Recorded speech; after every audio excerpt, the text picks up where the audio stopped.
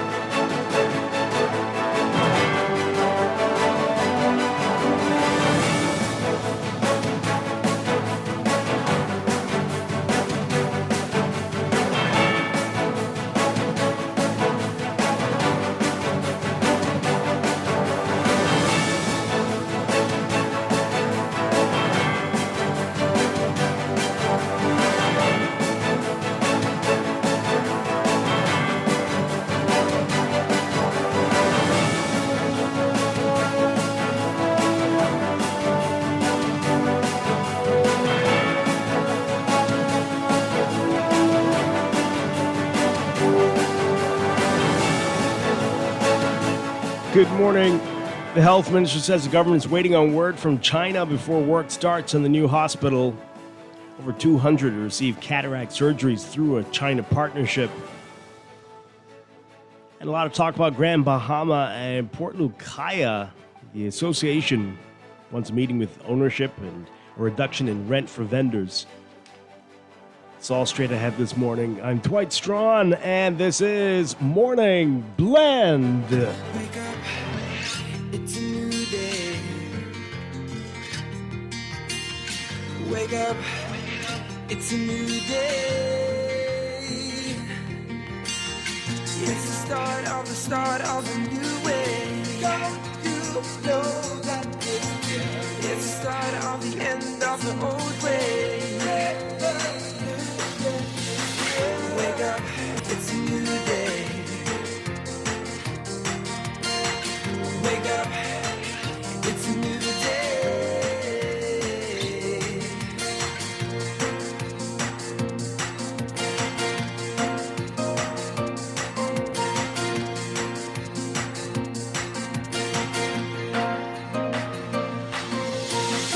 Wake up, it's a new day. Wake up, it's a new day.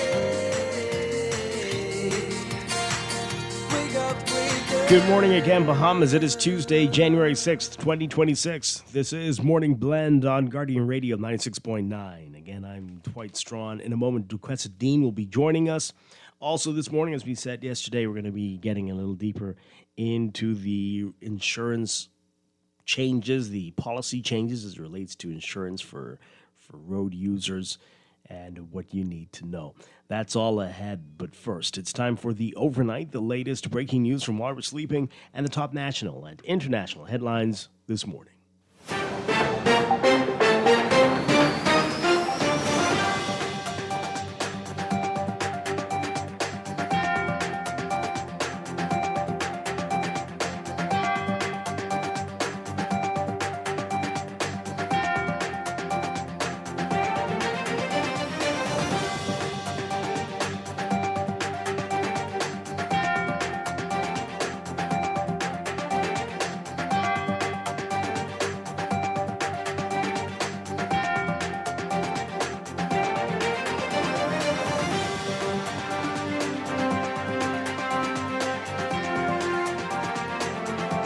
In the overnight, Minister of Foreign Affairs Fred Mitchell says that the United States military action against Venezuela and the capture of its president, Nicolas Maduro, represents a new doctrine as it relates to U.S. intervention, and that the Bahamas stands on the principle of territorial integrity and self-determination. Mitchell referred to the United States' history of intervention in countries in the Americas and elsewhere over the past century, citing operations in the Dominican Republic, Grenada, and Panama, and Iraq. He said that CARICOM issued a statement expressing its concern over these developments and that the ministers of CELAC, which is the community of Latin American and Caribbean states, met and apart from the ritual condemnations,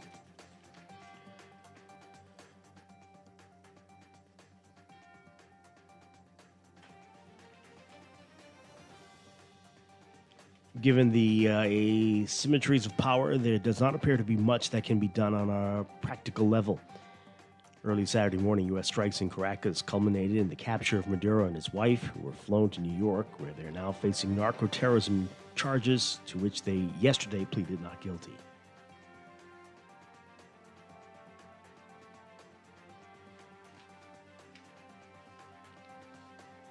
More than 200 Bahamians on 11 islands will receive life-changing cataract surgery as part of the Brightness Action Initiative.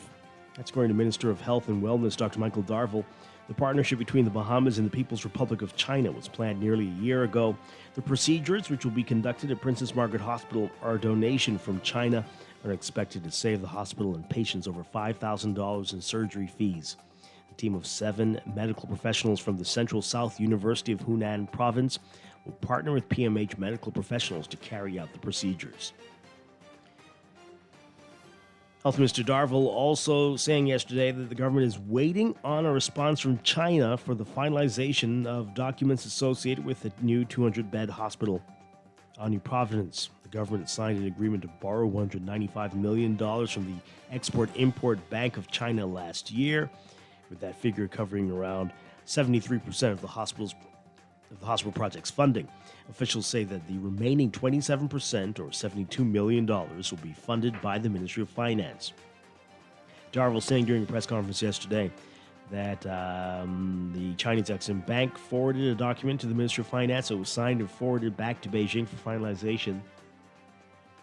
He said, quote, "Once that is in our possession, all of the other details associated with the project will be finalized. And once that exists, I've made it very clear in the House Assembly that I would be bringing a communication in the House where I would lay on the table all the parameters associated with that contractual signing." The government has yet to disclose the labor component of the project.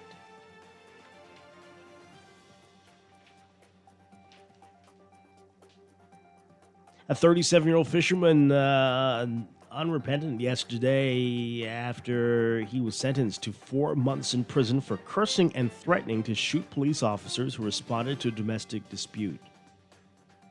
After learning his sentence, Stephen Strachan told the Chief Magistrate, Roberto Reckley, quote, "Jail doesn't change people. Money runs jail. I'm going to buy a phone and chill out and do my time."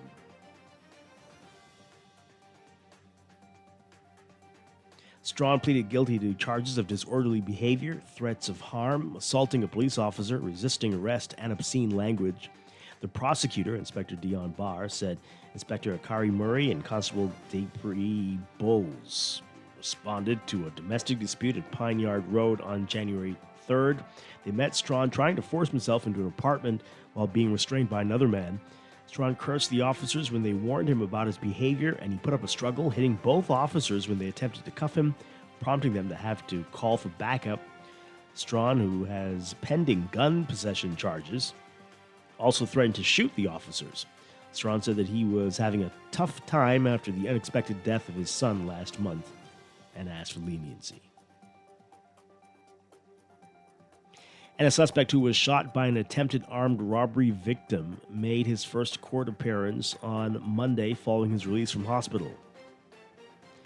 21-year-old Shadrach McKenzie of Melbourne Road, Yellow Elder, appeared before Chief Magistrate Roberto Reckley on crutches. McKenzie faces charges of attempted armed robbery and possession of a firearm with intent to endanger life in relation to the November 24th incident that allegedly took place at the Rubis service station on Old Trail Road. McKenzie is accused of trying to rob DeMargio Thurston of his 2024 Yamaha XTZ motorcycle at gunpoint. But prosecutors say the attempt was thwarted when Thurston shot McKenzie in his legs. During a struggle, Thurston handed the 9mm pistol to officers at the Wolf Road police station when he reported the incident.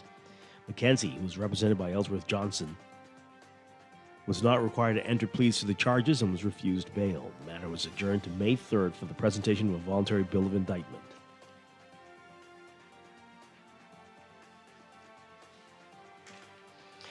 Overseas, Cuban officials Monday lowering flags before dawn to mourn 32 security officers that they say were killed in the U.S. weekend strike in Venezuela, the island nation's closest ally.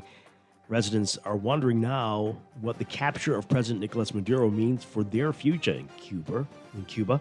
The two governments are so close that Cuban soldiers and security agents were often the Venezuelan president's bodyguards. And Venezuela's petroleum has kept the economy of the ailing island limping along for years. Cuban authorities over the weekend said the 32 had been killed in the surprise attack after fierce resistance and direct combat against the attackers, or as a result of the bombing of the facilities. The Trump administration has warned outright that toppling Maduro will help advance another decades-long goal, dealing a blow to the Cuban government. Severing Cuba from Venezuela could have disastrous consequences for its leaders, who on Saturday called for the international community to stand up to the state terrorism, their words. On Saturday, Trump said the ailing Cuban economy will be further battered by Maduro's ouster.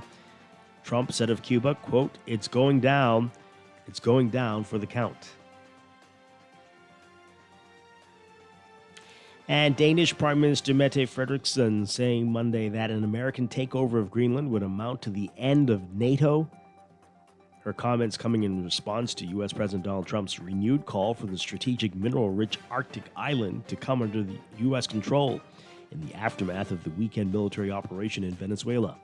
The dead-of-night operation by U.S. forces in Caracas to capture the leader Nicolas Maduro and his wife early Saturday left them stunned and heightened concerns in Denmark and Greenland, which is a semi-autonomous territory of the Danish kingdom and thus part of NATO. Frederiksen's and her Greenlandic counterpart, Jens Frederik Nielsen, blasted the president's comments and warned of catastrophic consequences. Numerous European leaders expressed solidarity with them.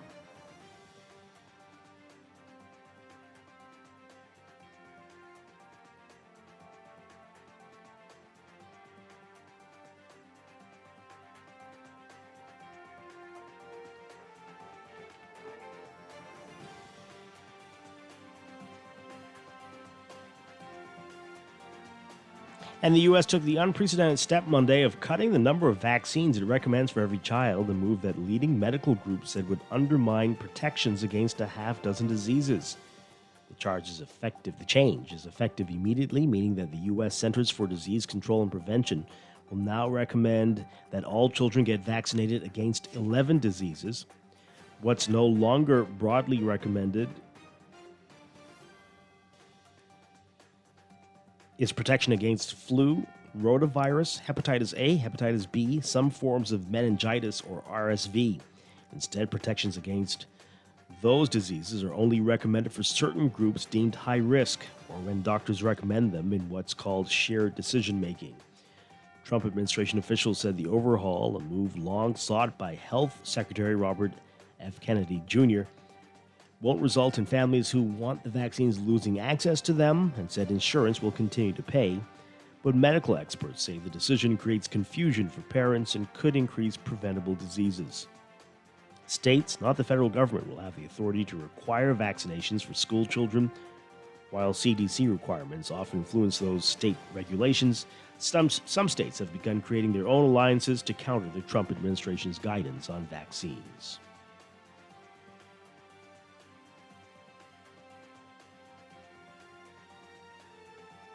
And leaders of the Corporation for Public Broadcasting in the U.S., a private agency that has steered federal funding to PBS, NPR, and hundreds of public television and radio stations across the country, voted Monday to dissolve the organization that was created in 1967. CPB had been winding down since Congress acted last summer to defund its operations at the encouragement of U.S. President Donald Trump. Its board of directors chose Monday to shutter CPB completely instead of keeping it in existence as a shell. Many Republicans have long accused public broadcasting, particularly its news programming, of being biased towards liberals, but it wasn't until the second Trump administration, with full GOP control of the Congress, that those criticisms were turned into action.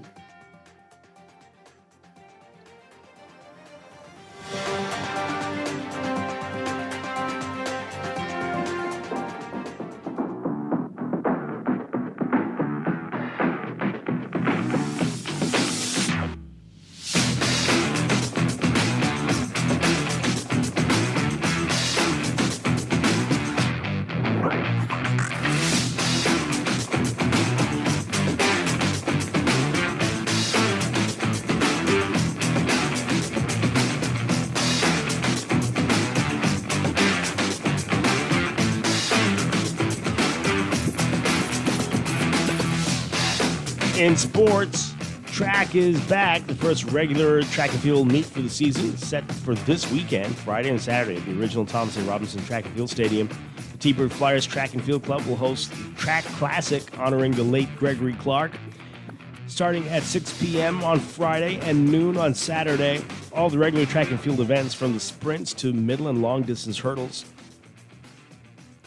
jumps, and throws, will be contested in a number of age groups ranging from under 7 to open, male and female. The meet will follow a rolling schedule, and the event is expected to run into the evening each day. Read more about that in today's Guardian Sports section.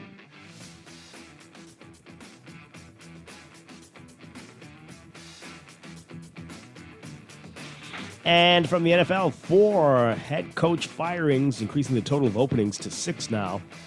Arizona coming to the season with high hopes of contending in the NFC West, but finished with just 3 wins for one of the worst records in franchise history. The 37-20 loss to the Los Angeles Rams on Sunday was the team's 9th straight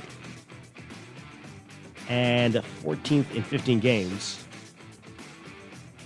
Jonathan Gannon, the coach there, fired. Pete Carroll, the NFL's oldest coach at 74, did not come close to enjoying the success he did while winning one of 2 Super Bowls over 14 years with Seattle and 2 national titles.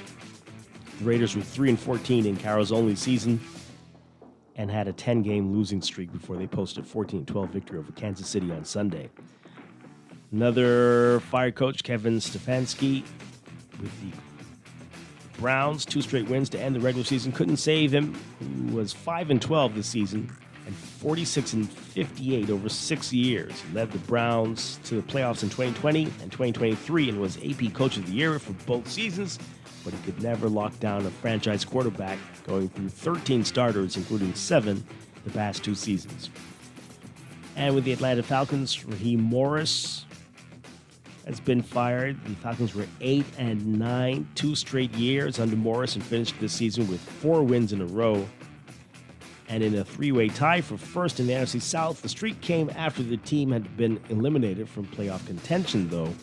Morris had been the Falcons' interim coach for the final 11 games of 2020 after Dan Quinn was fired, and he returned last year after being the Rams' defensive coordinator. A couple others who are out: Brian Daboll with the Giants and Brian Callahan with the Tennessee Titans. That's sports, and that's the overnight. Time for your first look at weather.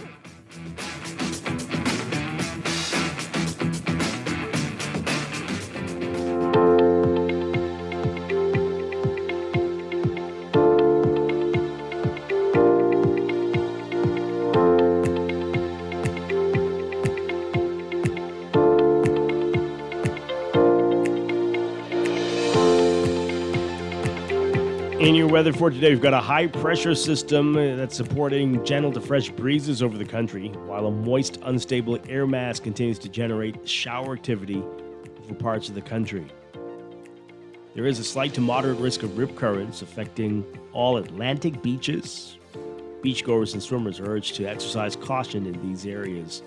Your forecast for today: for the extreme northern islands, including Grand Bahama, a mix of sun and clouds, becoming fair tonight. You've got a 50% chance of showers this morning, especially over Grand Bahama, decreasing to about 10 to 20% by this afternoon. Elsewhere for the extreme northern islands, about a 10 to 20% chance of showers throughout the day today. For the rest of the northwest Bahamas, including New Providence, look for partly cloudy to cloudy conditions, becoming fair tonight, a 10 to 20% chance of showers. Partly cloudy, becoming fair tonight for the central Bahamas with a 20 to 40% chance of showers. And partly sunny, becoming fair tonight for the southeastern islands with a 10 to 20% chance of showers. Winds out of the southeast at 10 to 15 knots for the northern islands, southeast at 15 to 20 knots, falling to 10 to 15 knots this afternoon for the rest of the northwest Bahamas, easterly at 15 to 20 knots for the central islands, and northeast to east at 15 to 20 knots for the southeast Bahamas. Look for high temperatures around 81 Fahrenheit, 27 Celsius across the country. Overnight lows tonight getting down to the low 70s, between 70 and 73 Fahrenheit, 21 to 23 Celsius. That's your first look at weather this morning, brought to you by Star General Insurance Made Simple. We'll have your extended outlook coming up in just a bit. Wake up, it's a new day. Wake up, it's a new day. You are listening to Morning Blend. When we come back, we're discussing the day's top stories right here on your home for fresh news and smart talk all day. Guardian Radio 96.9. Wake up, it's a new day. Wake up, it's a new day.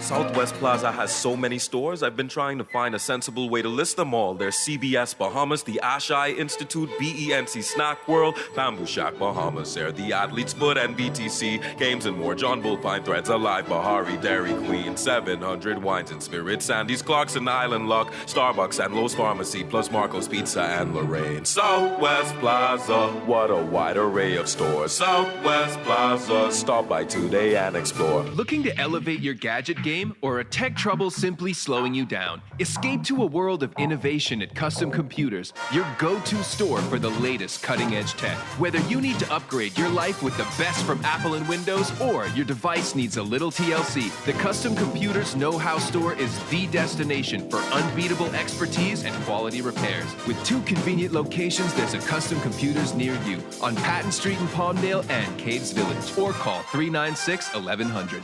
Step inside the John Baptiste Jazz Club at Bahamar, where the rhythm of the islands of the Bahamas meets the soul of New Orleans. Every night, the lights dim, the music swells, and the air fills with that unmistakable energy, the kind that makes you close your eyes and just feel.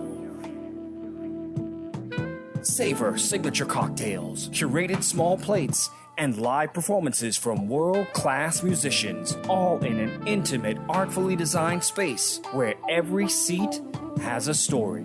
Whether it's a romantic night out or a spontaneous evening with friends, this is where you want to be. The John Baptiste Jazz Club, only at Bahamar. Reserve your table now at bahamar.com/jazz club or through the Bahamar app, because every evening plays its own tune. Screws and Fasteners World, Balfour Avenue and Palm Beach Street, has those hard-to-find fasteners for you right now. You can find stainless steel regular hex, carriage bolts, galvanized bolts, threaded rods, nails, self-tap screws, sex bolts, anchor bolts, turnbuckles, masonry tools, hand tools, and weed whacker strings. Check out the rope selection and car body fasteners, too. Special orders are welcome. It's your #1 fastener store. Screws and Fasteners World, Balfour Avenue and Palm Beach Streets. Call 326-1976. Wake up, it's a new day. Wake up, it's a new day. It's the start of a new way. Don't you know that it's the start of the end of the old way. Wake up, it's a new day. Wake up, it's a new day.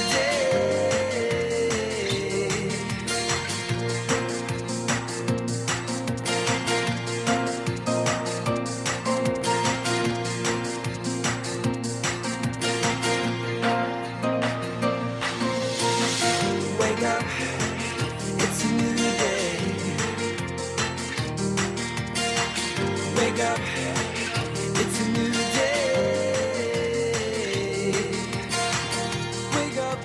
We are back with Morning Blend on Guardian Radio 96.9. We're streaming live on GuardianTalkRadio.com and on the Guardian Radio app for smart devices. We're also on your televisions on Cable Bahamas Channel 969 and BTC Flow Channel 612. You can tweet us at Morning Blend 969 or Facebook.com/Morning Blend 969. Text us 422-4796. Standard text rates apply. Once again, I'm Dwight Strachan. Join me now, Duquesa Dean.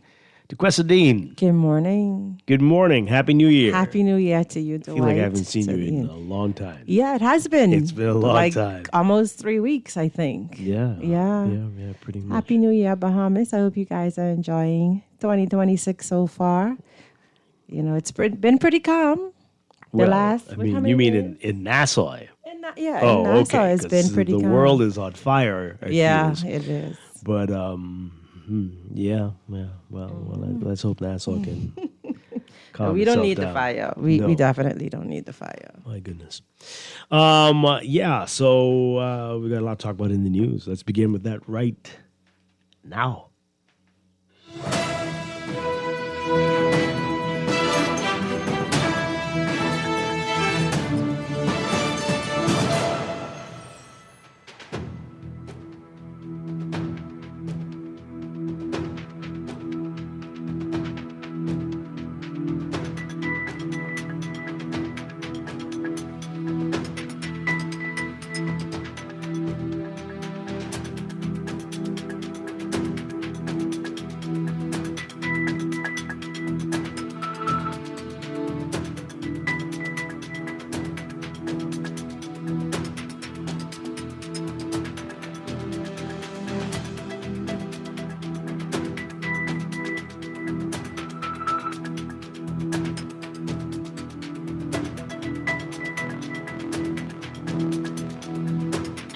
And in the news,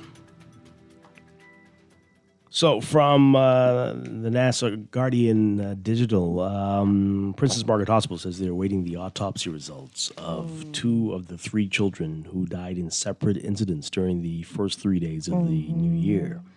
But Health Minister Dr. Michael Darville stressing that there is no connection between the 3 deaths, which I think we were pretty clear on that one. Dr. Abinand Roll noting that the body of the 10-year-old boy is still in Eleuthera, and that case is a matter for the coroner. That first incident happened on New Year's Day in Pinewood Gardens in New Providence. Police say a 7-year-old girl became unconscious after reportedly eating food at home around 6 p.m. She was taken to the hospital where she was pronounced dead. The second incident happened on Saturday, according to police, sometime around 3 a.m. 2 children, ages 3 and 4, became ill at a home in Nassau Village. Both were taken to the hospital by their mother in a private car. Despite medical intervention, the 3-year-old boy was pronounced dead by a doctor. Wow. And the third incident happened on January 3rd in Eleuthera. Police say a 10-year-old boy was at a park playing with other children around 4 p.m. when he collapsed. And he was pronounced dead. Playing. Seems so. Oh, but wow. Police say he'd had similar episodes before. Oh, wow. Well, we send condolences to their families this morning. It's heartbreaking. Wow. Yeah. I do hope we get follow-up information. It would really be interesting to know in the cases of food, like what happened, you know? You know, Dwight, was it last year that we started off with all the murders? Or was it the year before when it was all the gangs, kind of? Do you remember which year it was? Was it last year? Was it the year before? Anyway, so right now, this is like the 4th child incident, the other one with the child in the trunk of the car in like just a matter of weeks. So we kind of want to come against that, whatever's happening with children. That's alarming. Speaking of that, the hospital administrator Jessica Cartwright says the baby boy who was found crying in the locked trunk of his parents' cars is stable and doing well. Great. Yeah. That's some odd stuff there. Definitely. Yeah, we don't need that trend to continue. No. All right, so I read this earlier. I just want to read this again because I think this is such an amazing story. Just some strange things happen in this place. Man jailed for threatening to shoot cops. Our T.Z. Davis writing about that. A 37-year-old fisherman was unrepentant after he was sentenced to 4 months in prison for cursing and threatening to shoot police officers who responded to a domestic dispute. After learning his sentence, Stephen Strachan told Chief Magistrate Roberto Reckley, quote, "Jail doesn't change people, money runs jail. Oh. I'm going to buy a phone and chill out and do my time." Oh, wow. Oh, wow. Is this his first time? It can't be his first time because he's talking like he run the place. Wow. Well, Strachan pleaded guilty to charges of disorderly behavior. I mean, you didn't have to say that in court, though. I mean, I'm serious. You could be No, a that's personal he has mantra and keep mental- that to yourself. mental health But to say it out issues, loud, it's obviously. like, good Lord. Strachan pleaded guilty to charges of disorderly behavior, threats of harm, assaulting police officer, resisting arrest, and obscene language. What sane person says that? The prosecutor, Inspector Dion Barr, said Inspector Akari Murray and Constable Dupree Bowles responded to a domestic dispute at Pine Yard Road on January 3rd. They met Strachan trying to force himself into an apartment while being restrained by another man. Strachan cursed the officers when they warned him about his behavior, and he put up a struggle, hitting both officers when they attempted to cuff him, prompting them to have to call for backup. Strachan was pending gun possession charge. Also threatened to shoot the officers. Strachan said that he was having a tough time after the unexpected death of his son last month. Yeah. And he asked for leniency. But he's going to run the place and leniency in one breath. Mm-hmm. But I mean, it just, something had to have been wrong. That, yeah, it's a little unstable. And grief could cause you to do serious things, Dwight. He might be just a little bit out of his mind. So I hope he gets rehabilitation while he is chilling on his phone. I hope that there's a program that can help him work through the grief of losing his child and get him back into a more stable position. Yeah. Because that you have to be unstable. Yeah, it just can't be 4 months of you just waking up. Right, doing just whatever, chilling on your phone, going to like sleep. scrolling social Yeah. media or TikTok Right. or There needs playing to be games. 4 months right. of something. Something has to happen. Because Counseling. it is saying that they're claiming to be a Department of Corrections. Right. Right? So, And he's crying out for help. Like, that's obviously a cry for help, right? We may look at it and say this guy is being disrespectful or whatever, but it is obvious a cry for help because he's not, and he doesn't even know that it's a cry for help, but he's not in his stable mind. They threatened the police and they had to call for backup. 2 officers showed up. and He they was- didn't say he- beat them up, but he hit them. Right. And he was strong enough to be a force for 2 officers. Plus another guy was trying to restrain him. Right. So, yeah, he's- he needs help. Wow. All right, so there's some stuff about Grand Bahama. We're going to get to that in a bit, but there's another interesting article here in the Tribune. The election season, speaking of people who are experiencing, how did you say, trauma? Grief? Yeah, I don't grief, know. grief, Something. grief. So tensions boil over at PLP meeting for Southern Shores. I'm not going to read all of this because there's some things we can't verify in this, but this paints a picture. So tensions nearly boiled over outside the Progressive Liberal Party headquarters last night as members of the Southern Shores branch gathered for a meeting to express their views on potential election candidates Clint Watson and Obie Roberts. The situation came close to physical confrontation Wow. as the meeting ended, with several men stepping in repeatedly to prevent a fight and calm the heated exchanges among supporters. Wow. Attendance at the meeting was restricted to branch members and media not permitted inside. However, participants later shared their concerns about the process and the conduct of the meeting.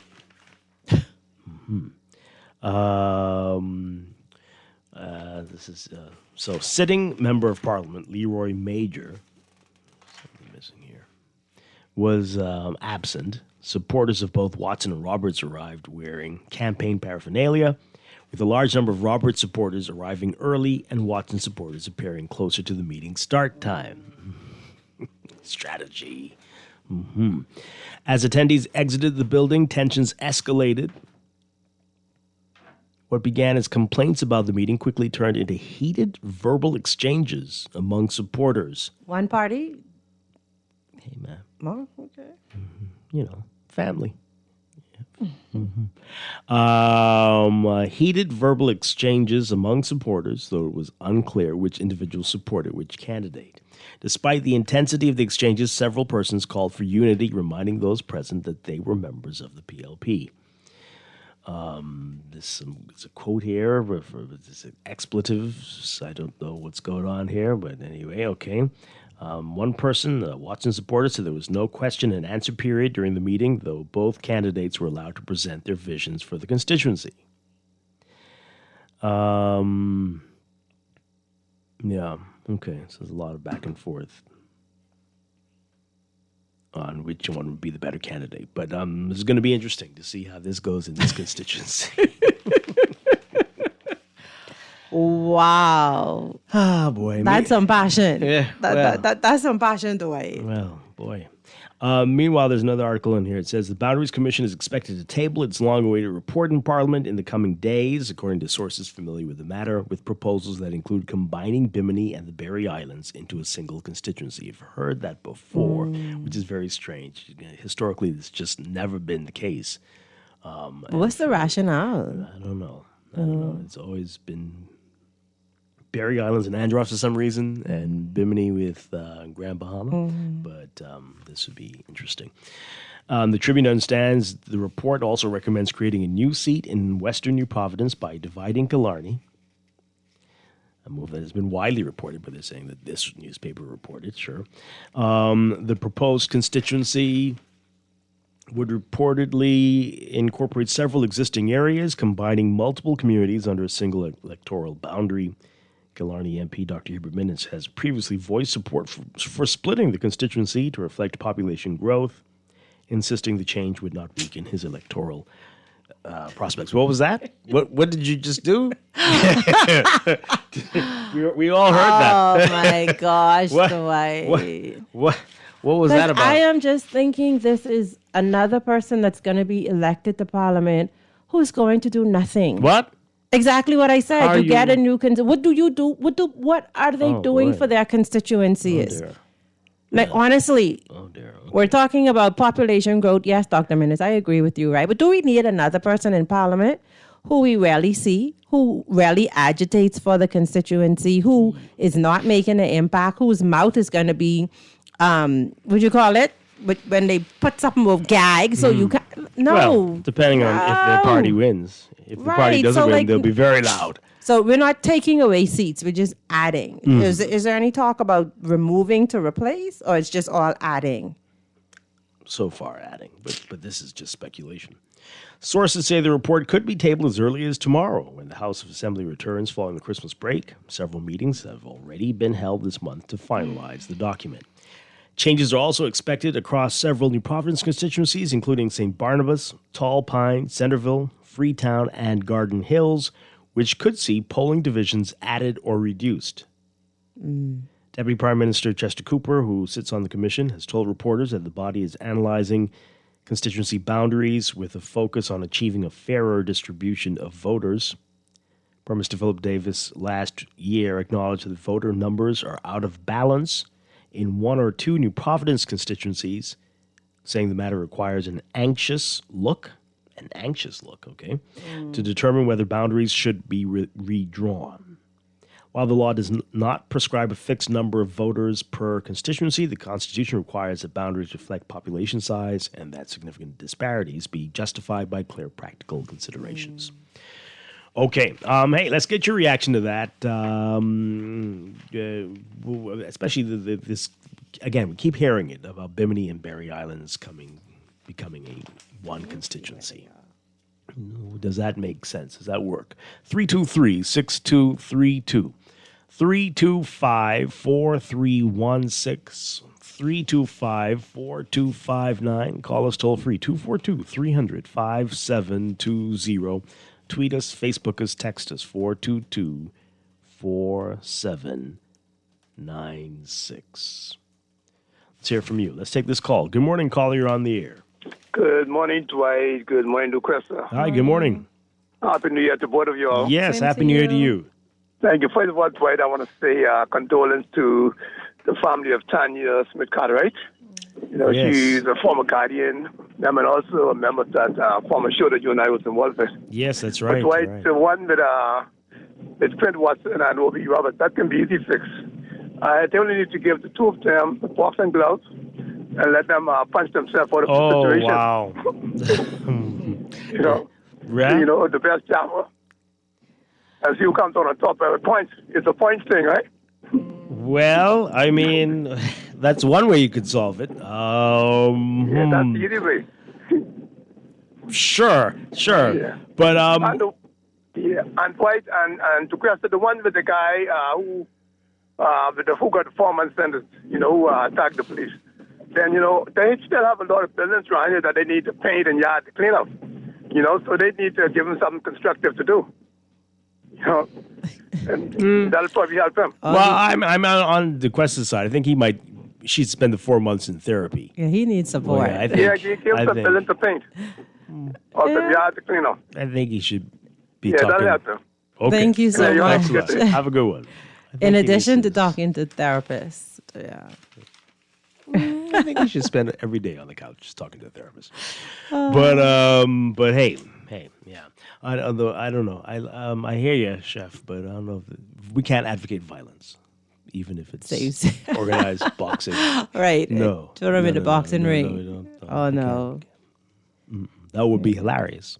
But no, we can't. Okay, so educate me as we move through the show. So you put yourself up for candidacy for a particular constituency, and 2 to 3 or 4 or 5 people can put themselves forward, and then what? Well, I don't know if it depends. I don't know how it works. I really don't. I mean, Right. sometimes you decide. Sometimes it's decided for you. Right. They say we're going to put you there. I'm like, okay, Right. great. Then all of a sudden you just are there all the time. Right, because why the two of them trying to get the same But constituency? sometimes you have ties. Sometimes you don't. Sometimes they say we just need you there. So I hate that it's sometimes. I hate that it's not yeah, it's structured. just- well, I it's just just hate how that it it's is. Well, it's at the whim of right. whoever. Whichever way the wind is blowing. It's just amazing. It's just amazing. Let's take another call. Good morning, caller. You're on the air. Yes, thank you. Good morning and pleasant day to you both. Good morning. Morning. Yes, I was thinking even before I heard what you spoke about, the little fuss and fighting at a meeting, that we shouldn't be fighting if we're all members. Well, first of all, we're all Bahamians, and then we're all members of the same party.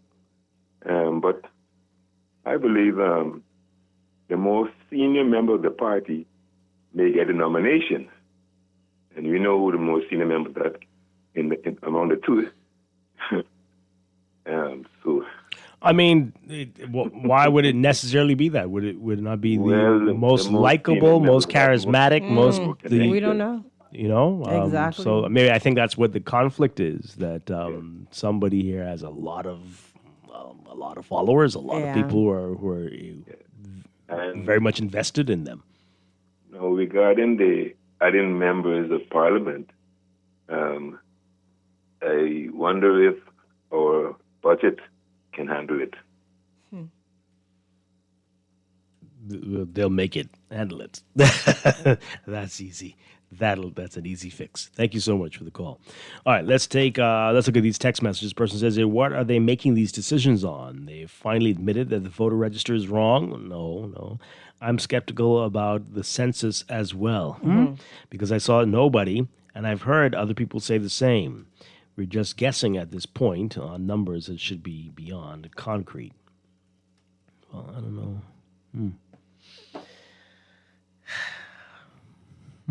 Okay. Well, that was a tricky time, the census.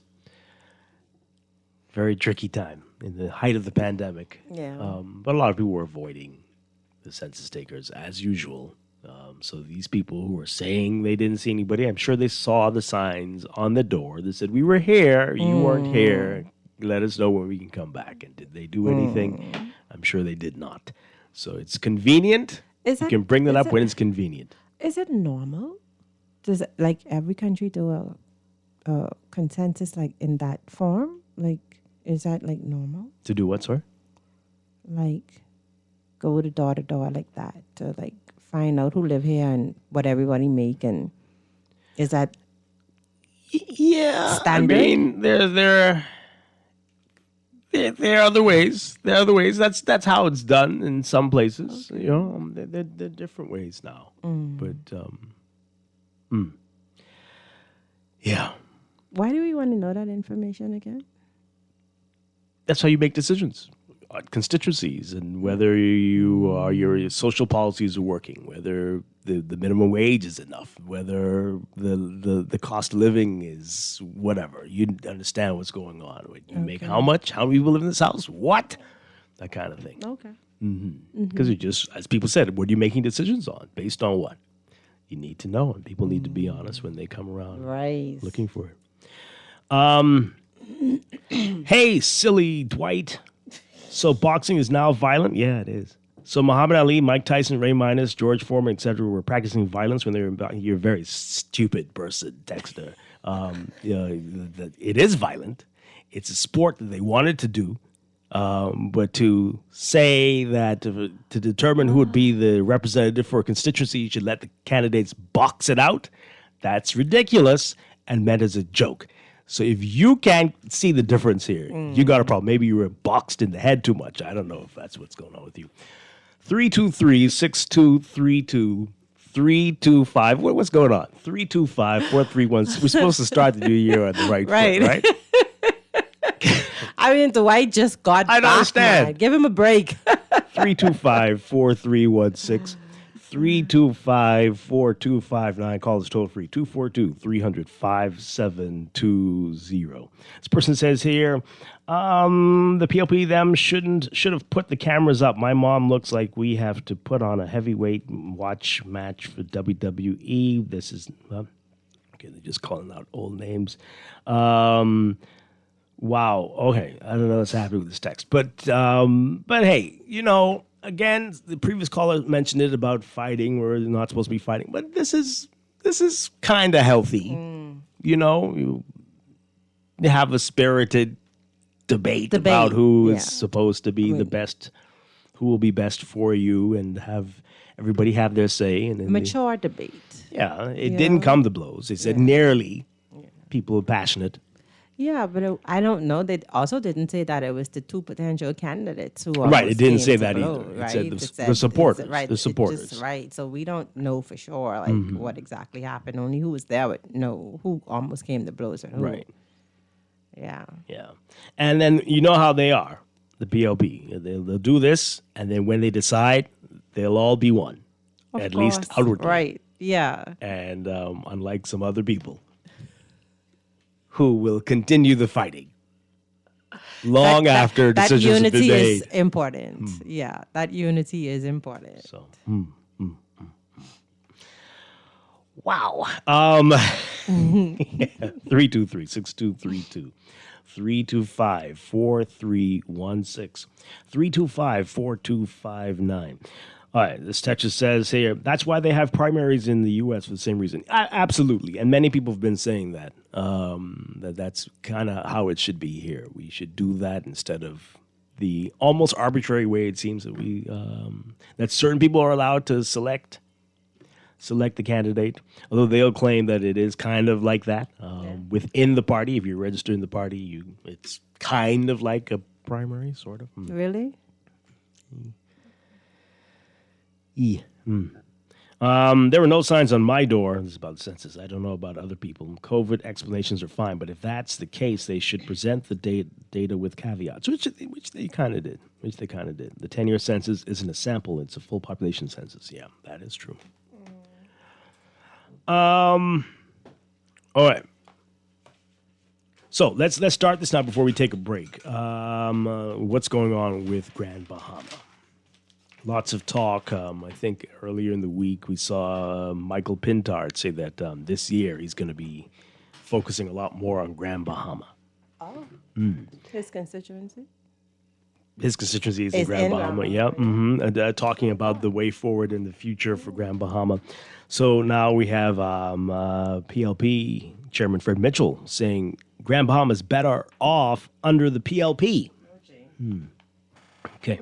Our Rachel Scott writing about this. So while Grand Bahama still await progress on key issues, including the redevelopment of the airport and the Grand Lucane Resort, PLP Chairman Fred Mitchell said yesterday the island is better off after 4 years of the Davis administration. Oh. Mitchell said in a voice note, quote, the society in Grand Bahama is still in need of critical mass economically, but in my view, it's better off than it was 4 years ago. Grand Bahama has now endured decades of hardship, exacerbated by repeated hurricanes and a decreasing population. Successive governments have made efforts to bolster the island's economy through attempts to attract investment. The last F&M government, led by Dr. Berminis, oversaw a particularly challenging few years for the island.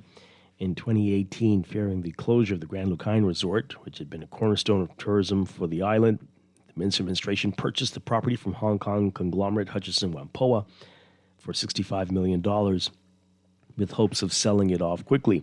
Nearly 8 years later, there are still concerns about the future of the property, though the current government announced a sale last May to U.S.-based Concord Wilshire. The Minister administration also purchased the island's airport from Hutchison in 2021 after it was decimated by Hurricane Dorian and left in a state of disrepair. Mitchell said both projects remain works in progress. He said, quote, there is the discussion in and around the Grand Lucane Hotel sale and the casino. The answer is that it continues, along with the airport, to be a work in progress.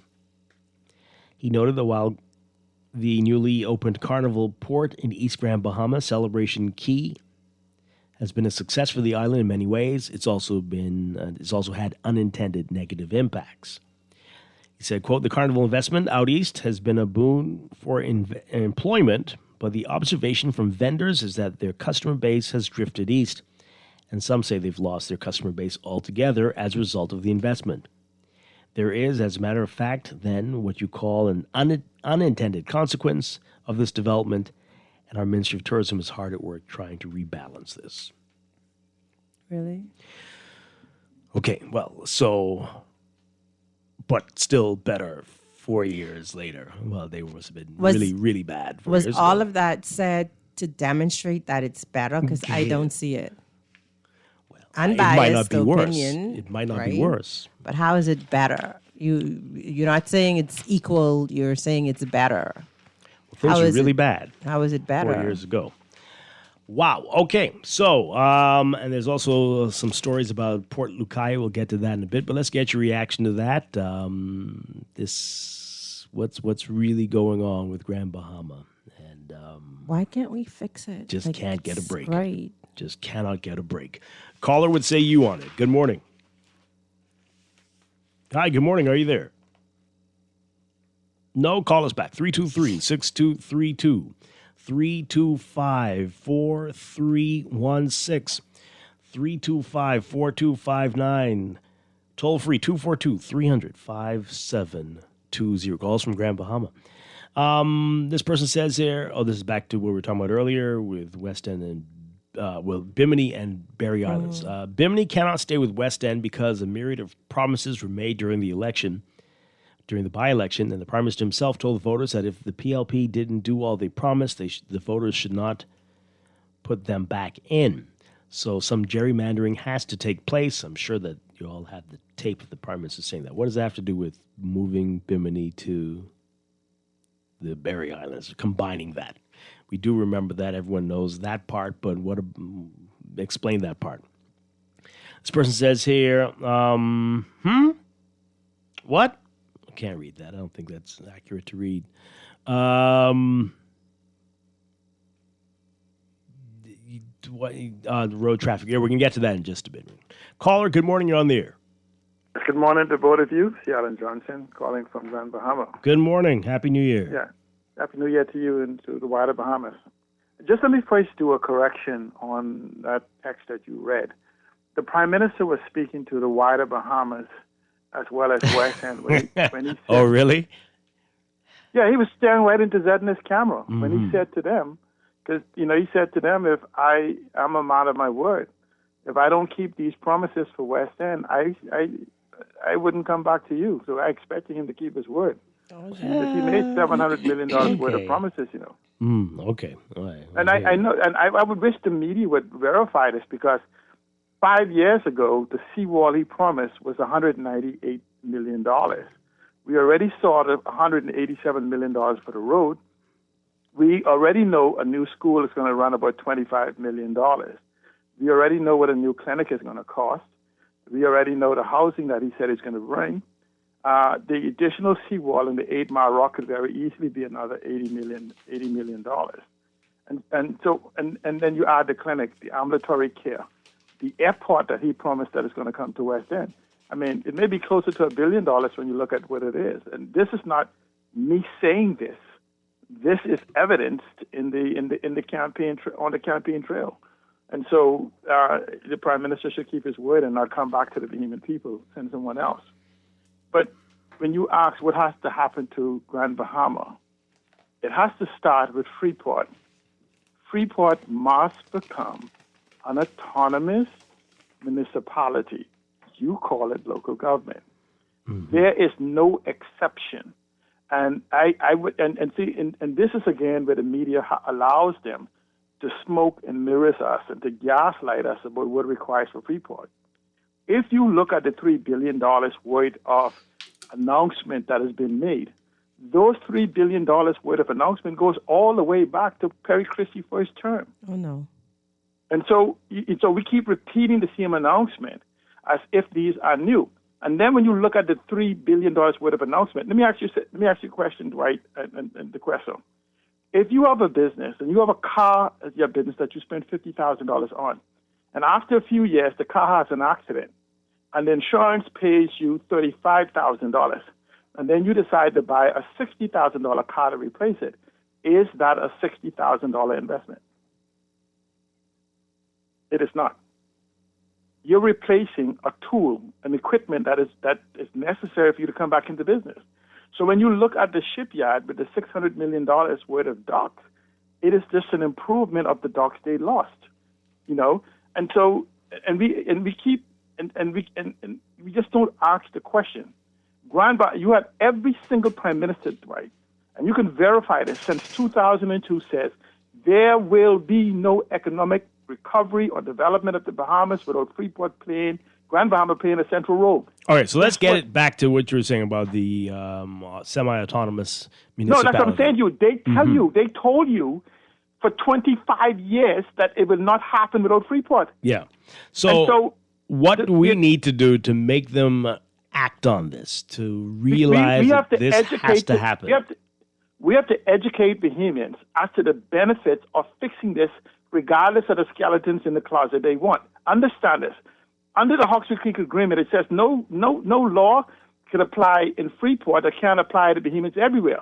The problem with that, right? Listen carefully. When you give the autonomous municipality, that means you have to give it to where?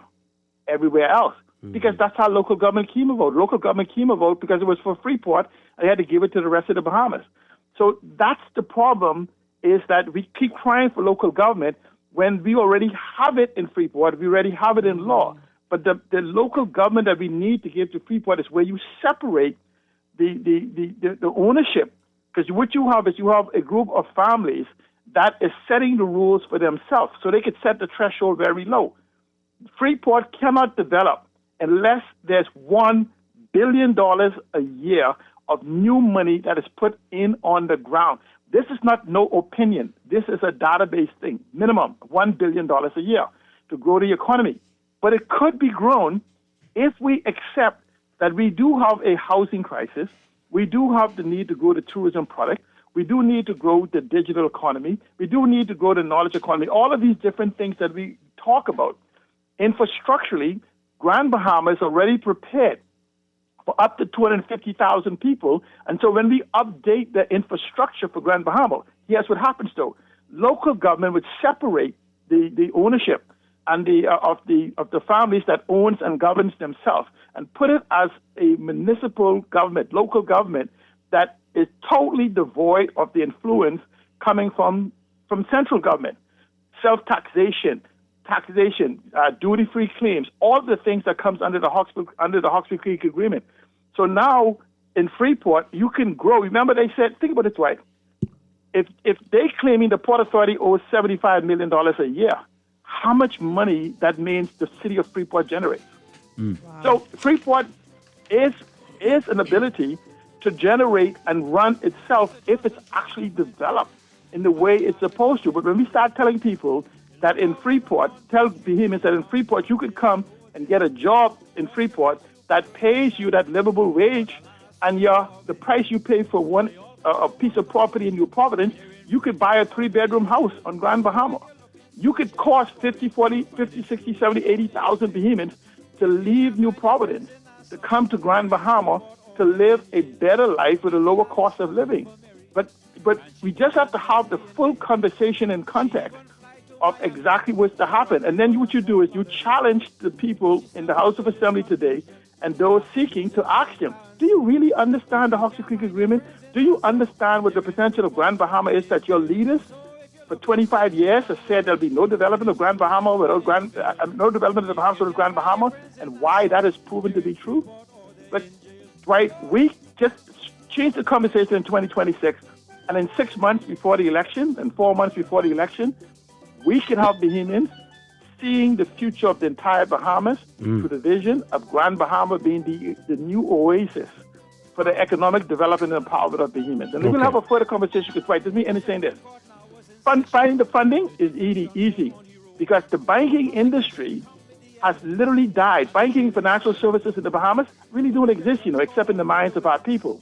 And if you begin to understand that thousands of Bahamians could come and have a bed and breakfast by simply finding 100 investors to give them 10,000 or 1,000 investors to give them 1,000, and the infrastructure is there, the DARE bill is there, everything is there. The Clarity bill and the bill in the U.S. is there to allow you to have access to billions of dollars. The United States Embassy is right there, who's now saying they have a fear about China. Guess what?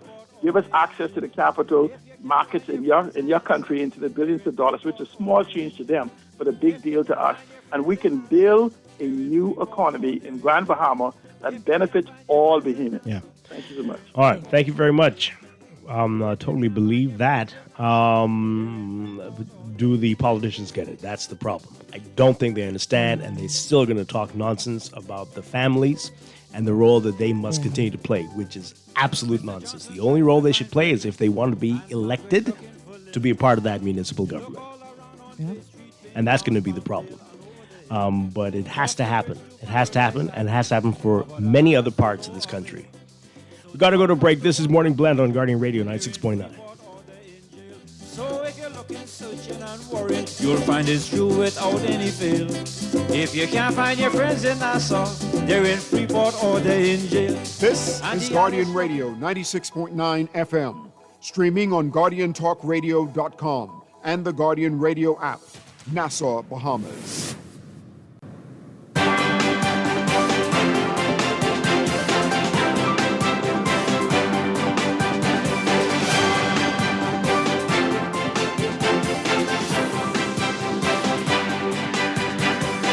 Got your first look at traffic brought to you by RBC. With RBC, your ideas happen here. In your real-time traffic, a number of hot spots to tell you about. We've got Blue Hill Road looking pretty busy for you from, south. From Zion Boulevard, you're going to be seeing issues, especially southbound. But once you get closer to the St. Vincent Road, it's northbound where there's heavy traffic, pretty much straight up to Independence Drive. Especially heavy near Carmichael. And once you get north of Soldier Road, Independence Drive is backed up in both directions right now between the roundabouts at Blue Hill and East Street. East Street seeing heavy traffic northbound, mainly east, straight through Soldier Road all the way up to the roundabout straight through the roundabout all the way up to Robinson Road. You can see that heavy northbound traffic, and Soldier Road seeing some busy heavy traffic near East Street and Windsor Place.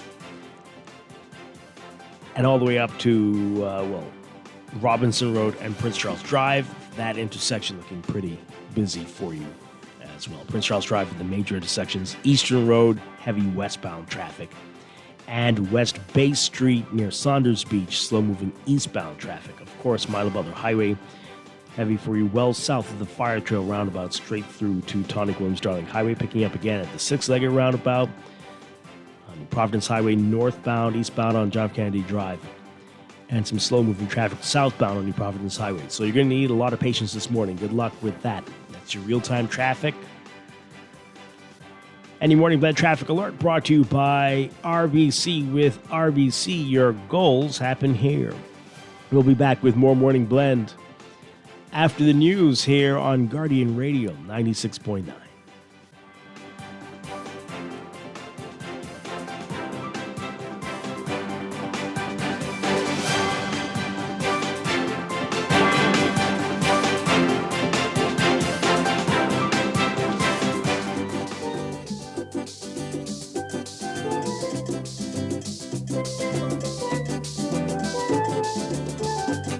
Mr. Johnson trying to find Freddie, and Margaret looking for Lil. They look all around on Bay Street, Baintown, Palmdale, and over the hill. Cross the bridge to Paradise Island, but alas, to no avail. So they all come to one conclusion: they're in Freeport or they're in jail. So if you're looking, searching, and worrying, you'll find it's true without any fail. If you can't find your friends in Nassau, they're in Freeport This or they're is in Guardian Radio 96.9 FM, streaming on GuardianTalkRadio.com and the Guardian Radio app, Nassau, Bahamas.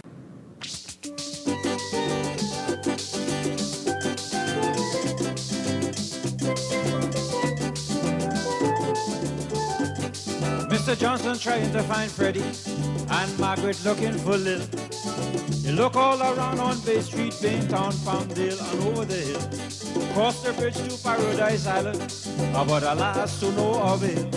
So they all come to one conclusion: they're in Freeport or they're in jail. So if you're looking, searching, and worrying, you'll find it's true without any fail. If you can't find your friends in Nassau, they're in Freeport or they're in jail. Auntie Alice looking for Mary, and she cousin Leslie and Gay. She even fly to Miami, Coral Gable, and Fort Lauderdale. We are back with Morning Blend on Guardian Radio 96.9. Dwight Strachan along with Duquesa Dean on this Tuesday morning. We are discussing what's in the news. Coming up, though, we're going to be talking about insurance requirements. Road traffic says the transition period is over. And I think you and Chester talked about this last week, I'm told. Briefly, yeah. We'll get a little bit deeper into it. Okay. This morning. That's coming up in just a bit, but we continue to talk about what's in the news. Before the break, we started to talk about Grand Bahama. F&M leader Michael Pintard had said they're going to be focusing or having a lot more to say about Grand Bahama in the next few months. Fred Mitchell says that Grand Bahama is better off now than they were under the F&M. And many of us on the outside are saying we don't notice any changes. Right. Like, but what evidence? Show us the receipts. But hey, celebration key. Okay. Which admittedly was a double-edged sword. Yes. Okay. Yes, absolutely. Before we get into that, someone just asked me, and this is every day I drive by it, and it irks me, the Thomas A. Robinson Stadium. They say, hey, what's going on with the Thomas A. Robinson Stadium? Yet, what indeed? What is going on? Is the work continuing? All the seats are out. It's been we're now in what year? But you haven't been that 2, way for 3. They're renovating it. Yes, we know the Chinese are doing it, but we don't see anything happening. We've lost 2 events, 2 big events that are annually held there. The Bahama Bowl hasn't happened. There's no word on anything. Just what's going on. The work started. Okay. That's what's going on. What? Exactly. The work stopped. It did start. Yeah. It started. And now what? Right. Like, what is going on? Everything we tell you every day in sports is an event happening at the old Thomas A. Robinson Stadium. But what's going on with the big stadium that's sitting there, or so many events we could have potentially hosted there, potentially revenue, revenue, but just lost for going on almost 3 years now. What's the deal with that? We're talking about pet peeves. No, that just opened the door for me, Dwight. All right, we gotta get back to Grandpa, but you gotta get this out, I guess. Yes, I have to get this out, and I need to know who I need to advocate to or protest to or whatever. This is absolutely ridiculous. And what irks me, Dwight, is that it's right in front of the Prime Minister's office. Why is a median turned into a parking lot? Yeah, that is unacceptable. This is with the. That's an eyesore. Yeah, as well. Why is it okay to park in the median? Like, this was put as a divide in the street with gas, and you have a hotel that's turned it into a parking lot. That is unacceptable. Yeah, it's ridiculous. And everyday police officers pass it because you have to go to the Prime Minister's office, right? So it has to be addressed. I'm trying to remember what the resort's called. What's it? It's Goldwyn.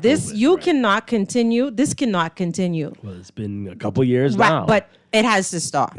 And then you're building there's a new construction there now. Mm-hmm. And what should have been considered was a part of that land for your staff parking, not the public median. And it's so ridiculous. I need to know, somebody please message me or something to tell me who I need to write into and I will be you need to what? Yeah, I need to address this. I am you going to just said it, DeQuesta. It's outside the Prime Minister's office. And if they don't notice it. That's okay. I am going to irritate someone every single day. Okay, well, you have my permission to say it every day that you're on the air. Great, and I need to know who else do I need to? But you know how many other things are happening like that, like what's happening with Thomas A. Robinson Stadium.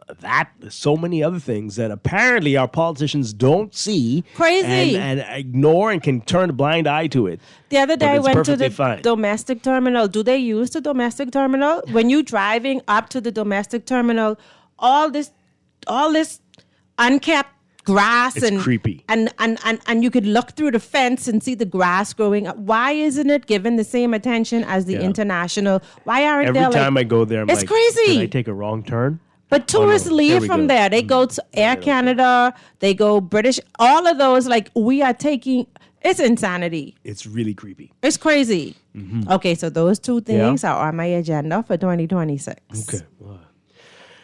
Wow. We should have a show every few weeks. Have a show with just things that are yes, yes, it's a good idea.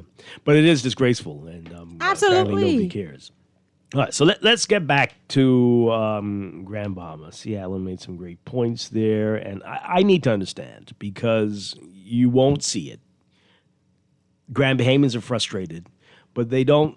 When we talk about this and the need for them to have greater autonomy, they don't really seem to get on board with it. A few people here and there, but you never really hear the passion. Why. What is that about? Right. Well, are they afraid? You'll hear people say we should sell Grand Bahama, and more people will nod and say amen to that nonsense. Then saying give them greater power, semi-autonomous, like the way it works in every single part of the sensible world. DeQuesta, what's your favorite city outside of the Bahamas? Your favorite place to be?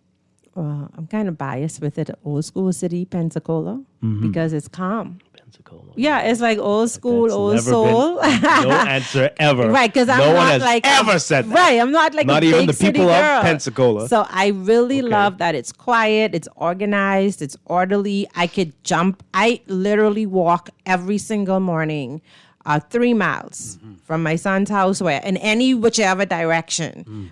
People are orderly. The areas are clean.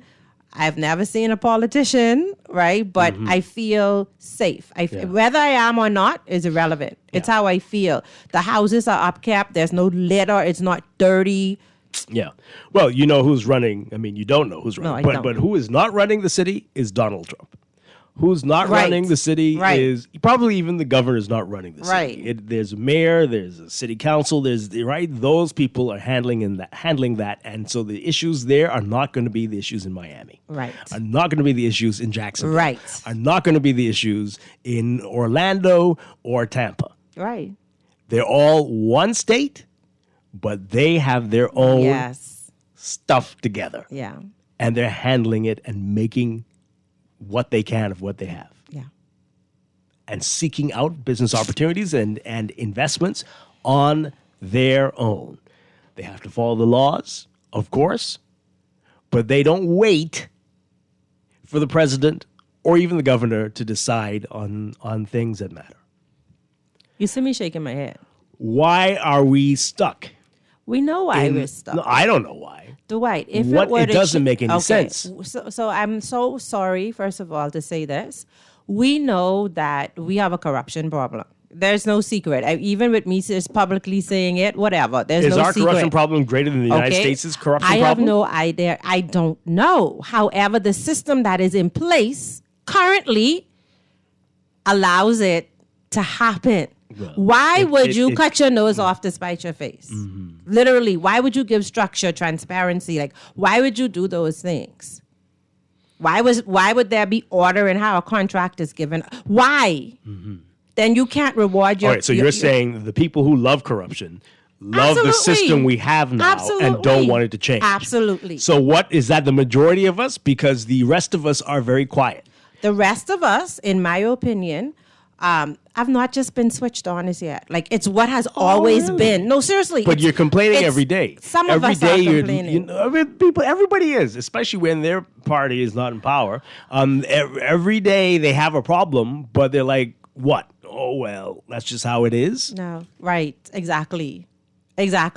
Until it really hits them, until it impacts them personally, they'll talk about it. If the corruption lovers are not the majority, it is time for the people to speak out and say, hey, it is time for a change. We've got to decentralize. We all know, because we see your travel budgets. You all are traveling all over the world. You know how things work.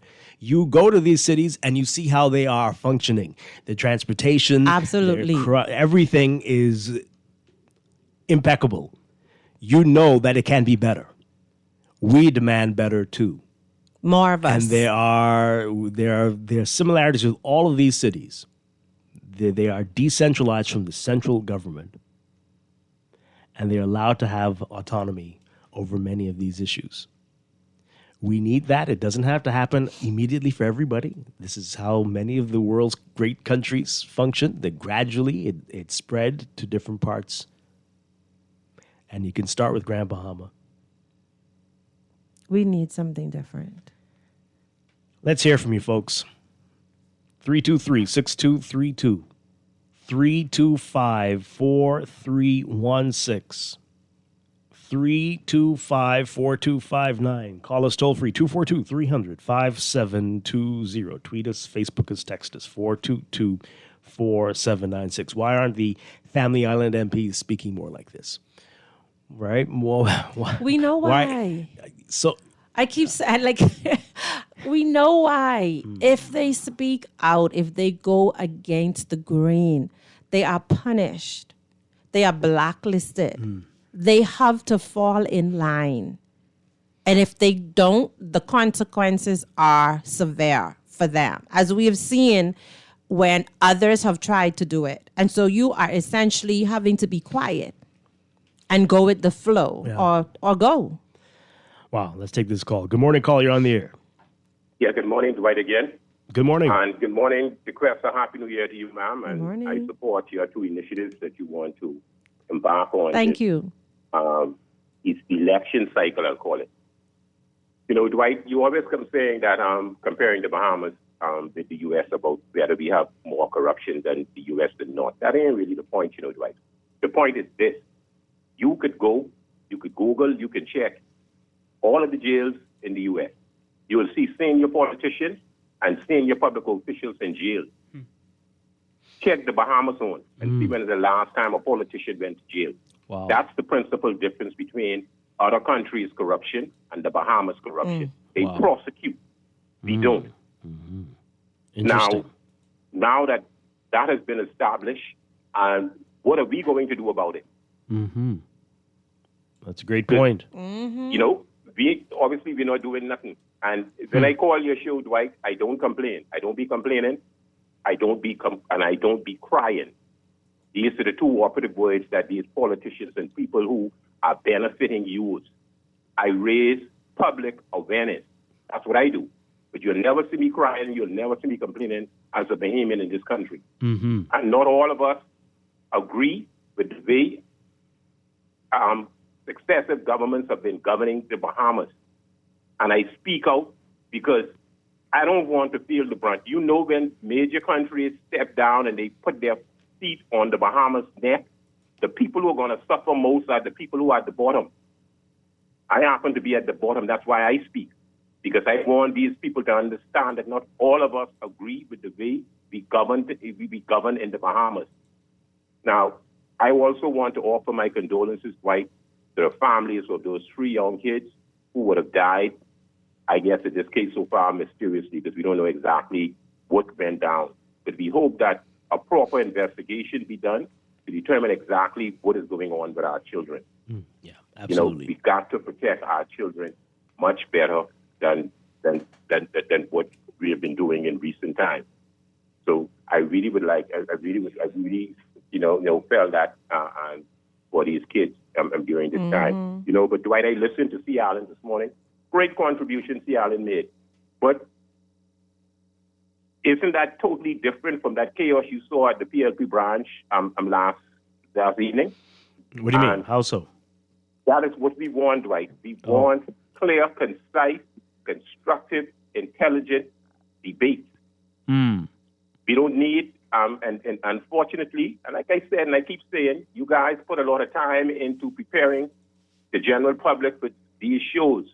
But all of this is going to be lost in the rubble when these parties start their drunken stupor by having these political rallies embarrassing us. I'm a Bahamian, and I become embarrassed that common sense and intelligence are not used as prerequisites for voting and getting persons elected. I'm embarrassed, Dwight, and we need to get political live debate as prerequisite. I mean, they introduced dancing, Dwight. Imagine them using dancing, introducing dancing and shaking up in these political songs. They include those as part of the election cycle. Why can't we have political live debate? Yeah, absolutely.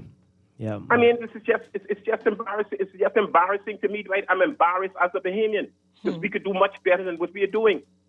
And we got to test the aptitude and the attitude of these individuals who's vying for the highest elected office, because we're going to get, and unfortunately, some of these clowns are going to be ascended to public office. Yeah. And then we're going to see pretty much of what we've been saying for the last 52 years, banging on the table, them giving speeches in Parliament when they're supposed to be debating, and the Speaker needs to adhere to the rules. The rules in the House of Assembly is for each member of Parliament to debate, not write speeches. This is why you see them sleeping in Parliament and doing a bunch of nonsense, because they are giving speeches when they're supposed to be debating. And hopefully the media could put pressure on them to have political live debate as part of our election cycle. I don't know what's wrong with it, but I'm sure you had to, when you went and you applied for your job at The Guardian, they didn't ask you to dance. You had to go through vigorous interviews. That's why we can't do the same thing for these politicians? That's a really great point. Thank you very much. It's just embarrassing, right? And we can't allow them to get away with this nonsense no more. The time is, I mean, when you look around and see what the U.S. is doing. And by the way, Dwight, yesterday when I made that point, I didn't just make that point in reference to the hospital. If you didn't preempt me, or you didn't cut me, I would have told you exactly. There are some other things. We have unabated migration into the country. You're saying people who are getting these documents who can't speak English, when we know it's a part, you must be able to.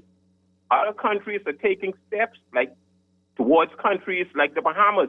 And if we don't know who all in our country, we are going to pay a price for it. They're not doing business with countries like the Bahamas. So we need to put pressure on these persons to stop cracking jokes and playing childish games, and let's deal with the issues at hand. That's all I have to say right now, Dwight, and thanks for really taking my call. Okay. Thank you very much. You. Some great points made there. But like you said, DeQuest, I think this is intentional, right? So, you don't ever have to hear their views. You don't know where they have to stand on anything. No. It doesn't matter. They've told you that before. No. What does it matter? No. Just speak the party line. But you have to show that that's not acceptable. And we have to all be insane. because insanity is doing the same thing over and over and over and over and over. Everybody quotes that. Everybody knows what insanity is. But here it is. We do the same thing over and over and over and get the exact same result, if not worse. Wow. Yeah. Can you imagine? If we had to dance to get the job. Okay. Oh, boy. I wouldn't make it. I only have a one bounce. What about you? Would you make it? Would you make it? Would you dancing? And yet, they're making decisions that are affecting every part of your life, right? Wow. Caller, good morning. You're on the air. Hi, are you there? Good morning. Turn on your radio for us, please. Hey, good morning, Dwight. Hi, good morning. And good morning to, is it DeQuesta or DeAndra? That's DeQuesta. Good morning, DeQuesta, and Happy New Year to you. Good morning, you know, what I wanted to say is that I am in total agreement with the gentleman caller just now. And like DeAndra asked you, Dwight, you didn't answer. Would you get the job if you had to dance for it? DeQuesta. I don't know. It depends on how badly I wanted it, I guess. Oh, boy. It seems like you wouldn't have been working What I'm going to do is play some music and get him to dance. Because, I mean, if you look at it, this is very serious, you know. This is why we get what we get. Well, maybe people need to bring, maybe we need to bring chicken wings and beer to the job interviews. No, Huh? $50. What? Rum. Oh, in the rum. Yeah. Oh, is it rum? Plate of food. And in a T-shirt. rum. Give all the people giving the interview. Yeah. Put it in a T-shirt. Here you With go. the $50. Here's my resume, and wink and give them the T-shirt. There you go. With $50 in it. There you some go. rum, chicken, and then here's some music, and then hire me now. In that case, there's a job I got my eye on. I love it. This week, game changer. I love We it. did it. We're going to change this country. Exactly. We as Bahamians, I mean, it's just, I keep wondering sometimes is the people we put in there, how is it that we get them there and now the gentleman clear it up for me? It was foggy in my mind, and now that he say it the way he did, it really ring true to which we see. So we as Bahamians we deserve what we get, right? Use the same Guardian Radio as a platform to start anew. This is a new year. This is a new election circle coming up. We need to use the Guardian platform as a new path to electing our leaders moving forward. We don't want that nonsense. When you all call them and ask them to come on and do an interview, we need questions about what is it that this is why the communities are where they are. They're not going to move forward because when they go in there with rum in the car, money in the shirt, and dance and shake with music and leave it at that and then run back and come back 5 years later. This is why we are where we are, and we're not moving forward if we don't do better. Wow. Okay. Very scary. Thank you very much. My goodness. All right. Do not follow Dwight's advice. Those of you who are going on interviews. It might work. It works with them. So, it works with them. Oh, What's so different about them? No, don't try it. Don't. Ah, boy. Again, back to Grand Bahama. What are we going to do? What are we going to do? Let's take a couple more calls before we have to take a break. Good morning, caller. You're on the air. Hi, caller. Good morning. You're on the air. Are you there? Yes, I am. Hi, good morning. Yes, good morning. Happy New Year's to you, Dwight, and Nana DeQuesta. Good morning. Happy New Year. Pardon? Hey, Happy New Year. Happy New Year. Yeah, Happy New Year. And, well, I don't have to say much because you guys are basically saying it all clear and Seattle instead of mouthful in terms of where we need to go. I want to tell Nana DeQuesta I needed to add two things on our list. Oh, gee. Instead of taking in two, you might as well take in a whole heap of stuff one So time. let me write one it of down. Them, Get in my pen. yeah. One of them is beach access. Okay? That's been lingering around for eons, and nobody's done nothing about it. And a livable wage for Bahamians. Oh, gee. Okay? That's my New Year's thing to add to your list. Thanks for taking the Grammy boycott. All right. Callers, we love you, but you see what's happening. I want to talk about Grandpa. This is the same challenge. Grandpa. This is the same challenge. Final call. Let's see if somebody will. Oh boy. Hey, good morning. You're on the air. Are you there? Good morning, caller. You're live. Good morning, Mr. Dwight, and to your guest. Hi. My only concern I have this morning, I would agree with the caller about the debates, because it allows us to provide opportunities for all candidates to present their ideas and their plans outside of just, the pageantry. What's amazing to hear callers talk about the T-shirt and the $50 and the bribery, but then according to the Parliamentary Election Act, all that is illegal. Okay, and so I don't understand how we identify corruption, but we don't do the next step, which is push for investigation to see who can be held accountable for these corruption acts. And then we need citizens who take these bribes or who are encountered with these bribes to say something, because that's how we can change it. Because what I'm learning is these politicians know the law, but if you don't say anything, they'll break it regardless. Now, my last point is with the yachting industry and the damage it has to the economy.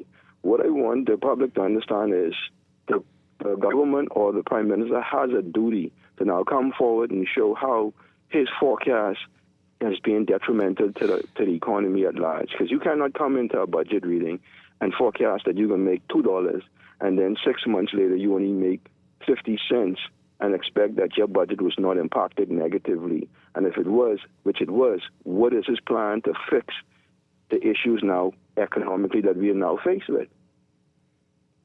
You see? Okay. That's very important, because you can't, we in problems. Yeah.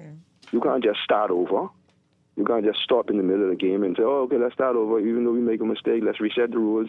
Let's make the rules. No, you have to show us how you're going to recoup for the losses that you did not account for, or your underestimation of the revenues generated, and show us how you can make the monies back, so we understand that we ain't in no problems. And if you have to borrow to fix the economy, then let us know so we can make decisions. Because when they made these decisions to increase these fees and these taxes, they didn't consult with the Bayman people, but they work for us. So if they work for us, if we are the employers and they're the employees. So you're asking for accountability? Is that what I hear you say? Yeah, transparency and accountability. When I went campaigning Saturday, that's what most of the constituents was telling me in Gardner, that they fed up with it. And these are PLPs that they can't get answers. They ask, I don't know who takes a test, don't answer none of the questions and pass with an A. Our politicians, every election. Okay.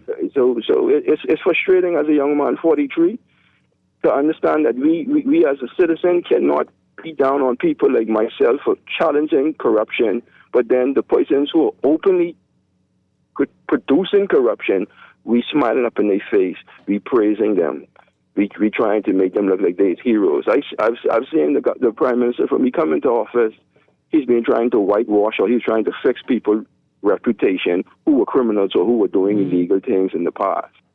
And I don't understand it. Okay. All right. Thank you very much. Let's see if we can squeeze in one more call, and then we got to go to these text messages. Caller, good morning. You're on the air. Morning. How you doing? Doing well. Happy New Year to you both. Same to you. First-time caller. Welcome. I heard you were trying to get somebody to call from Grand Bahama. To talk about what needs to be done to fix it. Do you agree that semi-autonomy is needed, that more autonomy, that more of a say in your own affairs is what's required to fix the place? I think Grand Bahama is uniquely positioned to start that process. The Oxbow Creek Agreement probably went maybe a little sideways, but it's the best model that we have in the country to get that going with some adjustments. So the discussion definitely needs to be had. I think if you ask just about anybody in Freeport who's lived in Freeport for any significant period of time, we don't want anybody from government having anything to do with how Freeport runs. Right. Mm-hmm. Because the difference right outside Freeport, literally across the road, is stark. Wow. East and west. Absolutely. So if the government wants to put some emphasis there, put the emphasis in the East and West Grand Bahama, or have a proper discussion with the Port Authority in the current context of how the model could extend to the entire Grand Bahama with a proper framework for semi-autonomous. I don't have an exact answer on that, but I agree. Something can be done in that regard to move more towards the local government model. It's long beyond time to have that discussion. It's clear just in terms of general livability and services in that regard. The government needs a lot of work. Yeah, yeah, absolutely. So again, what do you think? Compared to the running of Freeport. So it's a little bit about the devil you know versus the devil you clearly don't want anything to do with. Now, from our perspective in Nassau, it seems that not enough people in Grand Bahama are speaking like this. Is that fair to say? And what can be done to get people to be more vocal about this, to let folks understand that this is a movement and that more people are agreeing that this has to happen? Part of that, I think, it may be, just a comfort people have come to because on the surface, they have a good idea that the Port Authority probably isn't going anywhere for the length of that contract with the Hawksbill Creek Agreement. People always, in a lot of cases, just don't want to get involved in some things. You have some people who live in Freeport who work for government, so they're not going to be overly vocal. But on the surface, maybe this is one challenge for you guys. Maybe some people are just not hearing to the extent I'm listening to you streaming. Yeah. Maybe I'll challenge you guys to get a national license and make your broadcast local. Right. To Grand Bahama. Yeah. Then you may have more voices chiming in because people are actually hearing the discussion more routinely. Yeah, absolutely. All right. I really appreciate your call. Hopefully it won't be your last time calling. Thank you so much. No, I listen every day, and sometimes I text, but Okay. I'm not often able to call. Good stuff. We really hope things turn around there as soon as possible. Thank you so much. Thank you. Appreciate you. Enjoy your day. All right. Let's read these text messages as we go to the break. So this person says he is agreeing with you, DeQuesta, that parking situation is an eyesore at Goldwyn. They're also using the parking at Goodman's Bay. That's unacceptable. As in the beach parking lot? Right. Whoa, man. Yeah. Well, that's not good. Why are people able to speed up and down the middle of the street on motorbikes, blowing their horns, no helmets, no inspection, no registration? There's no enforcement of Why are the the police law. allowing this to happen? We'll get to all that in a bit. Stay tuned. It's better in the Bahamas, guys. Do what you like. And it's election year, so it'll get done. Whatever you want will get done. Yeah. How dare Minister Mitchell tell us we're doing better than we were 4 years ago? So we were doing bad, but not as bad? Who is this guy? Wrong and delusional. Grand Bahama residents are treated as second-class citizens. It's what it is. Wow. I work at Goodman's Bay Corporate Center. The parking is awful on the median, but get this, Goldwyn Valet parking is at OPM. What? Now they have to be leasing. Hold on. They have to be leasing and paying or something, but that's insanity. No way. Really? Wait, space for public to come in to go into the office of the Prime Minister is being used for. I want to understand. Remember what you I want me told to dance you? now? Yeah, dance now. Dance now. Give us some music, Mr. Producer. Let me hear it. Listen. No. Hey, go on before you finish the text. It's insanity. Yeah, that's crazy. What? Why was this project approved when the developers clearly didn't have and didn't show provisions for parking on their plans? And with LPIA, you all should see the international parking lot, overgrown and unkempt. Wow. Oh, boy. The biggest problem is that you make sense, so our politicians will not listen to you. Oh, okay. Ask for a treat come election time for a vote. They have ears for you. Oh, boy.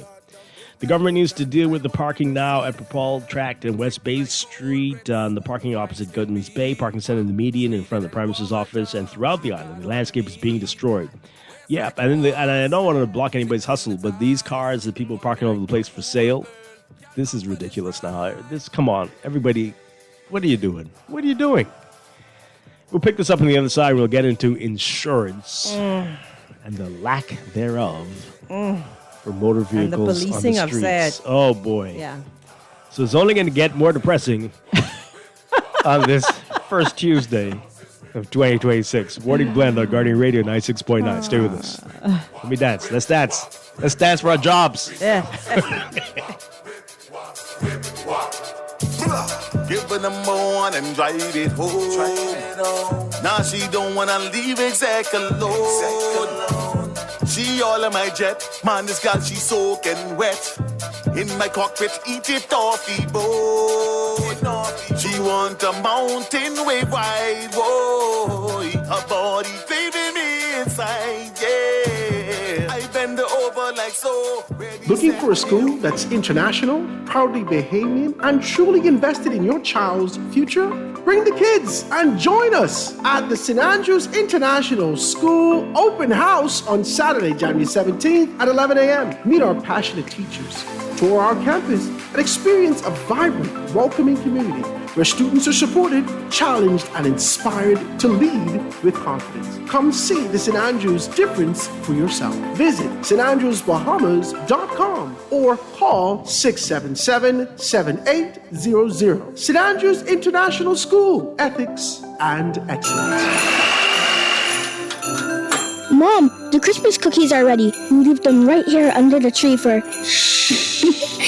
Santa or for CIBC Caribbean. 'Tis the season for dreams to come true. Whether it's a house, land, vehicle, or upgrading your home, CIBC Caribbean can support your dreams with the financing you need. Enjoy incredible cashback deals with mortgages and land loans. Plus, your approved loan gives you a chance to win up to US $5,000. Apply now at www.cibccaribbean.com/sweeten the season. Terms and conditions apply. At CFAL, we understand that a secure future is the greatest gift you can give your employees. That's why our tailor-made group pension solutions are designed to fit the needs of both large and small companies.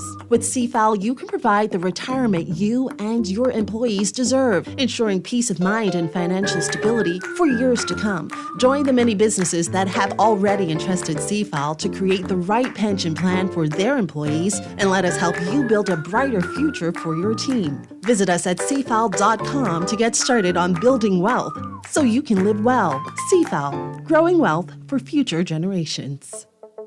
Tired of banks forcing you to use technology to bank the way they want you to?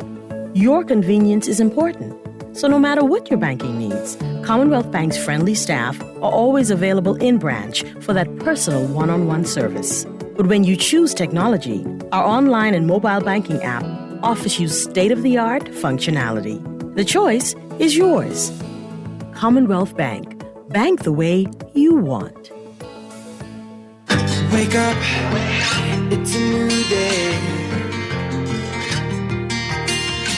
Wake up, it's a new day.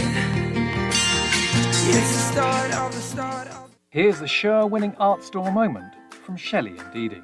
We're the only full art store in the Bahamas. If we don't have it, we make a list, and trust me, our boss can get that. If you need that, he can get that. You can find sketchbooks, acrylics, the canvases in all sizes, stencils. We have the Angelus that they use on shoes and letters. We're the only persons in Nassau that carries the Montana spray. We have the Krylon sprays, watercolor and paints, the oil, chalk paints, the alcohol paint, metallic paints, the little Floetrol, and we have cleaning products for the artists, thinning products for the artists, and Crayola colors, and glitters, pencils, the Posca markers, and pastels, oil, and the acrylic pastels, dyes. Oh yeah, we also have airbrush paint. I didn't forget that part of the movie. Gift sets, hobby craft, Oil, shrimp, glaze. stew, shrimp gumbo. But art supplies.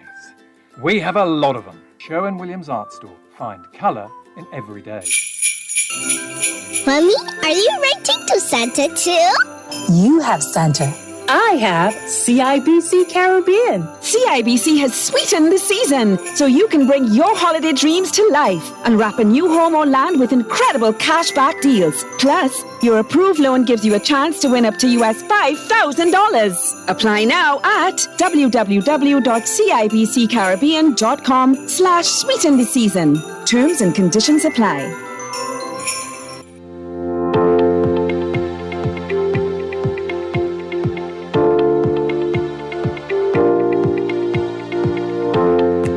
Time for your final look at weather, brought to you by Sherwin-Williams. We've got a high-pressure system supporting a gentle to fresh breeze over the country, while a moist, unstable air mass continues to generate shower activity over the rest of the country.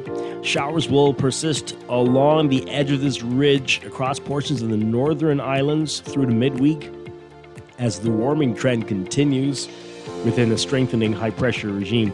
So the surface ridge will begin to shift eastwards into the Atlantic by the weekend, and another frontal boundary will approach by Sunday. Today, there is a slight to moderate risk of rip currents affecting all Atlantic beaches, and beachgoers and swimmers should exercise caution.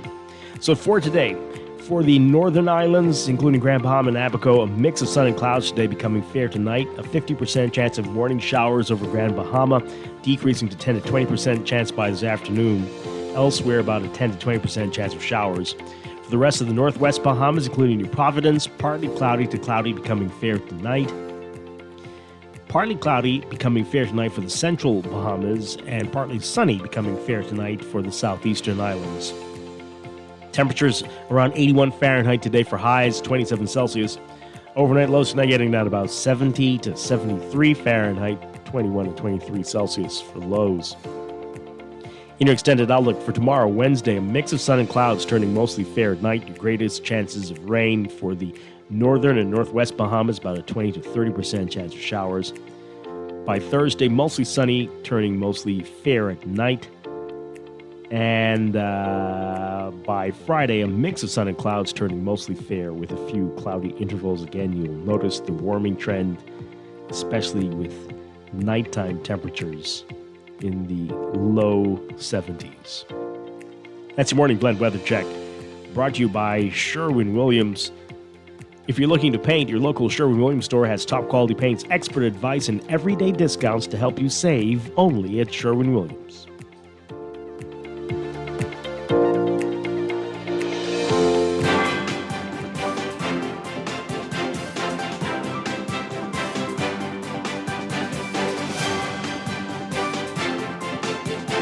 Your final look at traffic brought to you by NUA Insurance, agents and brokers. Still seeing a lot of heavy traffic on the streets in New Providence. You've got Blue Hill Road again from St. Vincent straight up to Independence Drive. Heavy traffic, especially near Carmichael and Soldier Road, all the way up to that roundabout.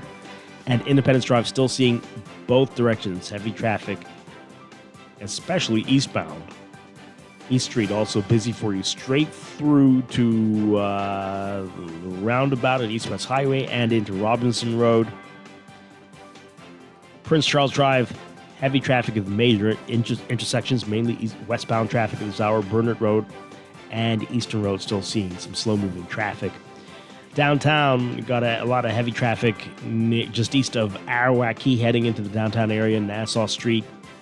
That junction seeing both directions, but mainly eastbound as you get into Marlborough Street.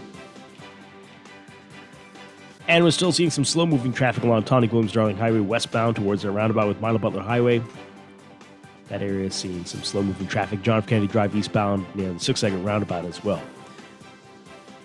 Those are your hot spots. That's your real-time traffic and your morning blend traffic alert, brought to you by NUA Insurance agents and brokers.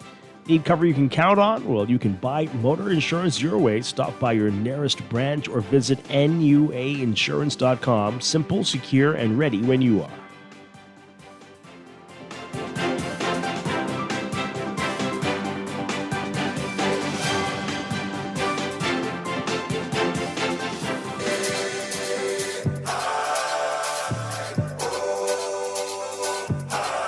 It's We're back with Morning Blend on Guardian Radio 96.9. Dwight Strachan along with Duquesa Dean. We're going to read these text messages quickly before we break for news, and then we'll pick up our discussion about the insurance issues, road traffic insurance. This person says here, thousands of Grand Bahamians speak to the need for separating the Port Authority and the Hawksbill Creek Agreement from the asset owners. The Hawksbill Creek Agreement is a law that enables the Port Authority, not the owners of the assets. We seem to have this mixed up. Yeah, definitely. This person says here, the police should do their job and give each of those cars a ticket and have them removed. This is about the parking. Right, exactly. Get them towed. The green area on Goodman's Bay is also being destroyed by cars being driven on the area. The police need to do their job. Or the tow trucks. It's illegal if you're a tow truck driver and you're passing, someone's parked in a spot that they should not be. Unless there's permission, or if there is permission, we need to see that. Who granted that permission? Wow. This person says that Grand Bahama needs full autonomy. In order to gain full autonomy, we must sell Grand Bahama. That's nonsense. You don't need to do that. That's ridiculous. Think about it. Come on. Bahama? That's very foolish. Trump is currently looking for land, and that island is a good opportunity for him and us. Us? You all aren't really thinking at all. Come on now. That's a very foolish thing to say. I mean, like, really, really silly. Wow. This two-party system of government is working exactly how our overlords designed it to, keep the people divided and fighting over polarizing issues while they slowly and methodically consolidate real power behind the scenes. Exactly. This person says here, the weakness of a democracy is the fact that the majority rules. Its only strength is education. So if ignorant or uninformed people make up the majority, we go with that. It's not rocket science, and is why the U.S., Bahamas, and others are in the states they're in. Most people can't be bothered to arm themselves with knowledge to use when politicians come selling dreams. So the ignorant trolls, and they have it spelled ignorant, trolls and supporters overwhelm the system with garbage and distractions. That's very depressing. It is. A real revamp of education to include civics at all levels would change the Bahamas in one cycle. But as with the hospitals, we know these people in charge only are marking time and wasting money. We can't even get them to try real change because the majority ain't asking for it.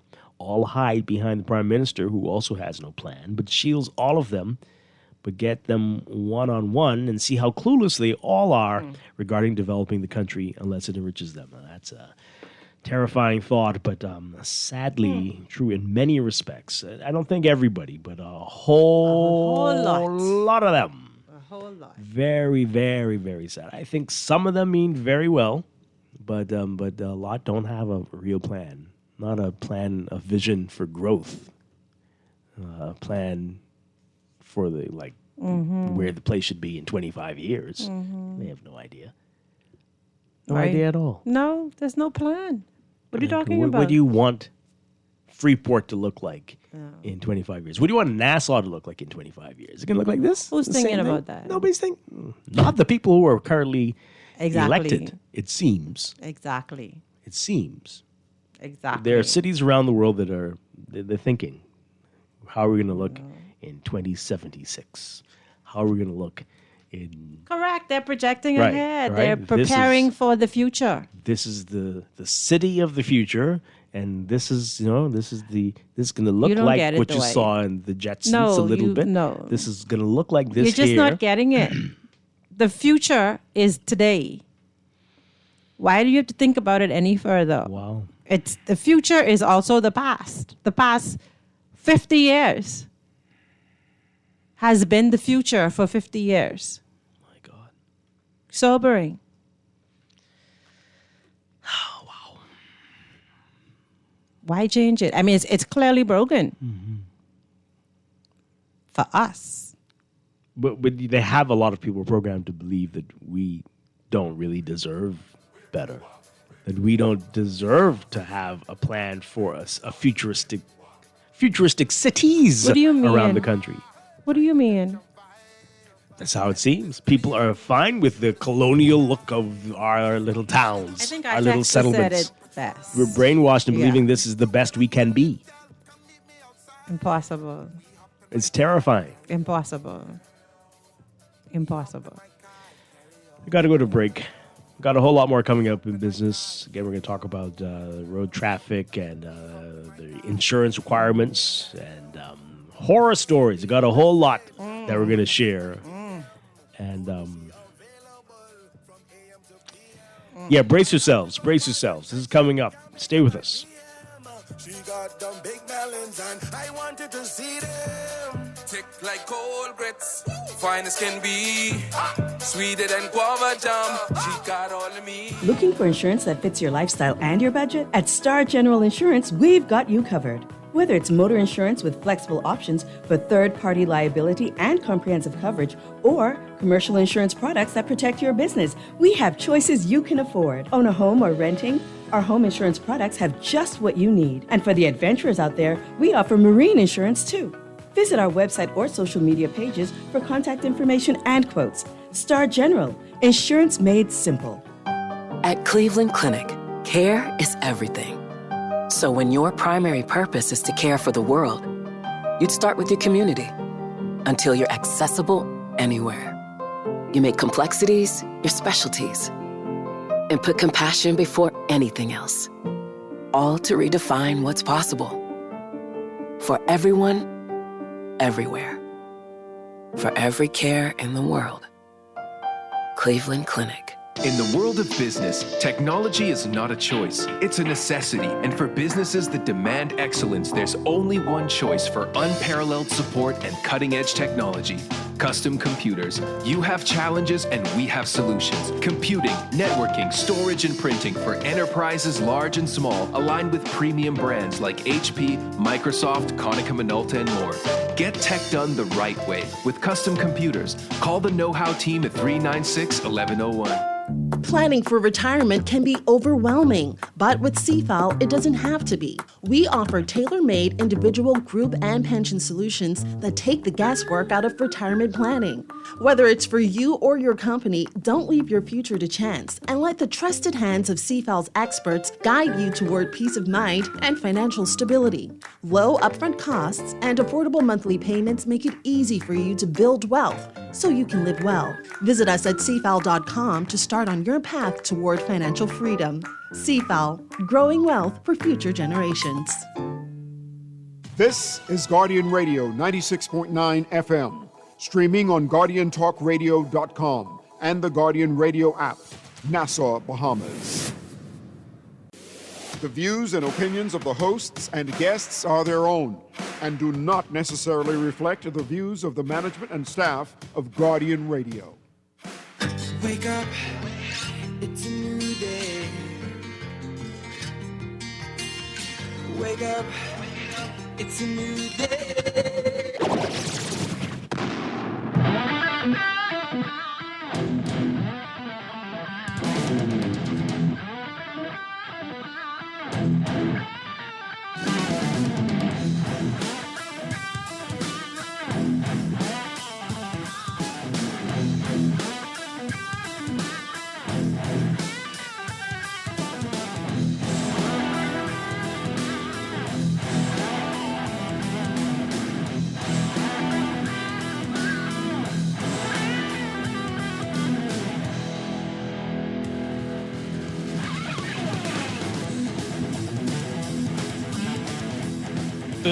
Good morning and welcome to Morning Blend Business on this Tuesday, January 6th, 2026. Welcome back to our Morning Blend listeners. Once again, I'm Dwight Strachan along with Duquesa Dean, and this morning we are talking about insurance and the Road Traffic Amendment Act and the notice that the Road Traffic Department put out a few days back.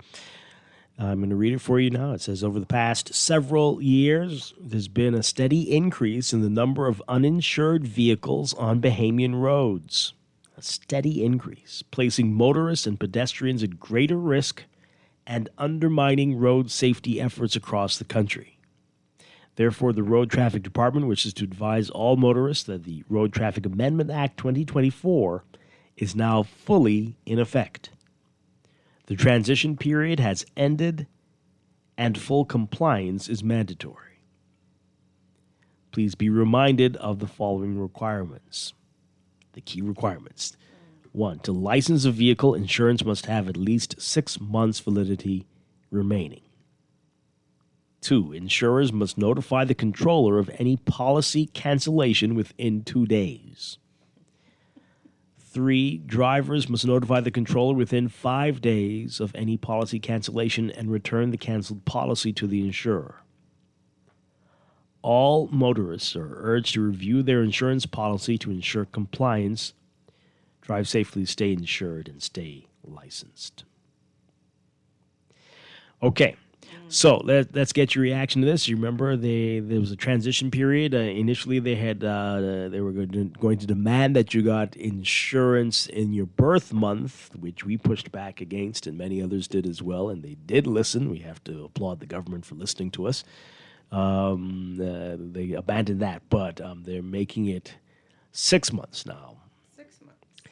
Okay, well, I guess you have to work it out with your insurance company. If you only have 3 months left, well, I don't know how you're going to do it. I don't know how I'm going to do it, but we're going to have to make it work. How's yours? I think mine is 3 months. Mine would be 3 months, so I have to move that. I don't know how. I don't know. Interesting. But it's better than birth month. We'll take that as a draw or something. Birth month would have been a bit much. And so 6 months, hopefully the insurance companies have come up with a plan. They're not speaking much. I don't know what's up with them. Right. But tell people what to do in this situation. If you only have 3 months, you need to get your car licensed. We will draw up a paper, or you do this. You can pay us in 3 months. You don't have to do it now or whatever. You are a client. We understand. We get ahead of it. Do something. Yeah. Explain how this would work. But this is better than birth month. Okay. It definitely is. So let's get your reaction to this. We know of so many nightmare stories out there of people, and we've heard former police traffic controller, I don't think they call them controllers, but the head of police traffic, saying how, as many as half, if not more, the motorists were without insurance. It's a crisis. It's a real problem we have out there. I want to read a story. Go ahead. I don't know. He didn't give me permission to read it, but I hope he understands. This is a friend of mine. Something happened to him over the last few weeks, and I think this symbolizes a lot of what's going on. Okay. So this is right around Christmas. Man had gone into a car accident on Tonic Highway on Tonic Williams Darling Highway on Tuesday night. I was headed to the town center mall and I was hit by an SUV headed west. They came over the median and hit my car and the car trailing me. A young girl with a baby driving. I don't know why I should say the car she was driving. She said a car hit her and she lost control and came on the other side. But she had no license. No. The car wasn't licensed to be on the road. And of course, she had no insurance. Wait, hold on. No license as a driver. Mm-hmm. No license for the car to be on the road. So therefore, no insurance because you don't have a license. Well, she had nothing. Just her hands and her feet to drive the car. And she in a car with a child? Yes. Oh. The other car she hit, a European sports sedan, was wrecked. My rear right panel needs to be pulled, and I need a rear light. The police told her she should be arrested for driving like that, but they didn't arrest her. Why not? The officer told us that unfortunately we have to take her to civil court. And we all know how that goes. This crazy town, everyone on the road is uninsured. What's the point of having these laws if they're never enforced? Exactly. Because that should be a criminal offense. I don't know if it is. I don't know what the road traffic laws are. But isn't it an offense to drive without a license? Is it an offense to drive an unlicensed vehicle? Is it an offense to not have insurance? What are the penalties for her? What are the consequences that says to her, let me don't do this again? Because I was taking her baby. I swear to you. There's you No, Dwight. no, no, because you wouldn't want that. You wouldn't want to get up in the doesn't night make any changing sense. Pampers and no. We'll But get a there nanny or has to something. be I don't know, but there has to be a this is insane. consequence. In the absence of consequence, people are going to continue doing things like this. And why there's I don't understand the police. I've heard this story many times before where they see it and it's often a woman driver. I don't know what that means, and I don't want to make this a man-woman thing, but the police come and they see all this madness and they're like, oh boy, you really should be locked up. But they just leave the scene. We'll give you the report in 6 months to a year. Do they not understand that they're breeding criminals by doing that? Because if you get away with something, seriously, the lawlessness. Are you going to try it again? Most people will. Some people will say, let me correct my actions. Most people are going to try it again. Okay. This is crazy. So, tough talk from the road traffic department, but are we going to enforce this? How can they enforce it? Let's just talk about that. They can. How? How? Let me think about it. Because but they can. They can. That's what I want to know. Because reading this, you are putting it on me to come tell you my insurance canceled. I ain't telling you I ain't have no insurance in the first place. And then when it canceled, you want me to come tell you it's canceled. No, that's a bit ridiculous. I agree with you there. So the insurance companies, I thought they all had this portal or something. They really should be. Where a notice should go out automatically from the insurance company to road traffic if you need a notification. Yeah. Because once you get that notification, then what? Yeah. And then, we got to make the roadblocks that happen. Apparently, we can't do anything about that. I don't know if that's true. But anyway, make them make sense. Show your insurance. Right. And if you don't have it, lock them up. The law said now that you need to have proof of insurance in the your vehicle. car. Correct. So while you do these roadblocks, say, show me your insurance. Correct. Because they may have a driver's license, but that don't mean they are insured on that particular vehicle. License. They didn't even check the driver's license. They So look you to see if you look funny. They look on the disc. So they're just checking to see if the disc valid. Yeah. That's crazy. But they don't know who you are. When they pull you over, they should be asking for your license and insurance. Y'all don't watch crime movies, eh? You ask for the license and insurance. Now, of course, that will lead to many, many, many very lengthy delays on the streets. But is it worth it? It might be worth it. That's something the other day, and Chester and I were on too, speaking about the fact that it is going to be an inconvenient period to turn things around. Yeah.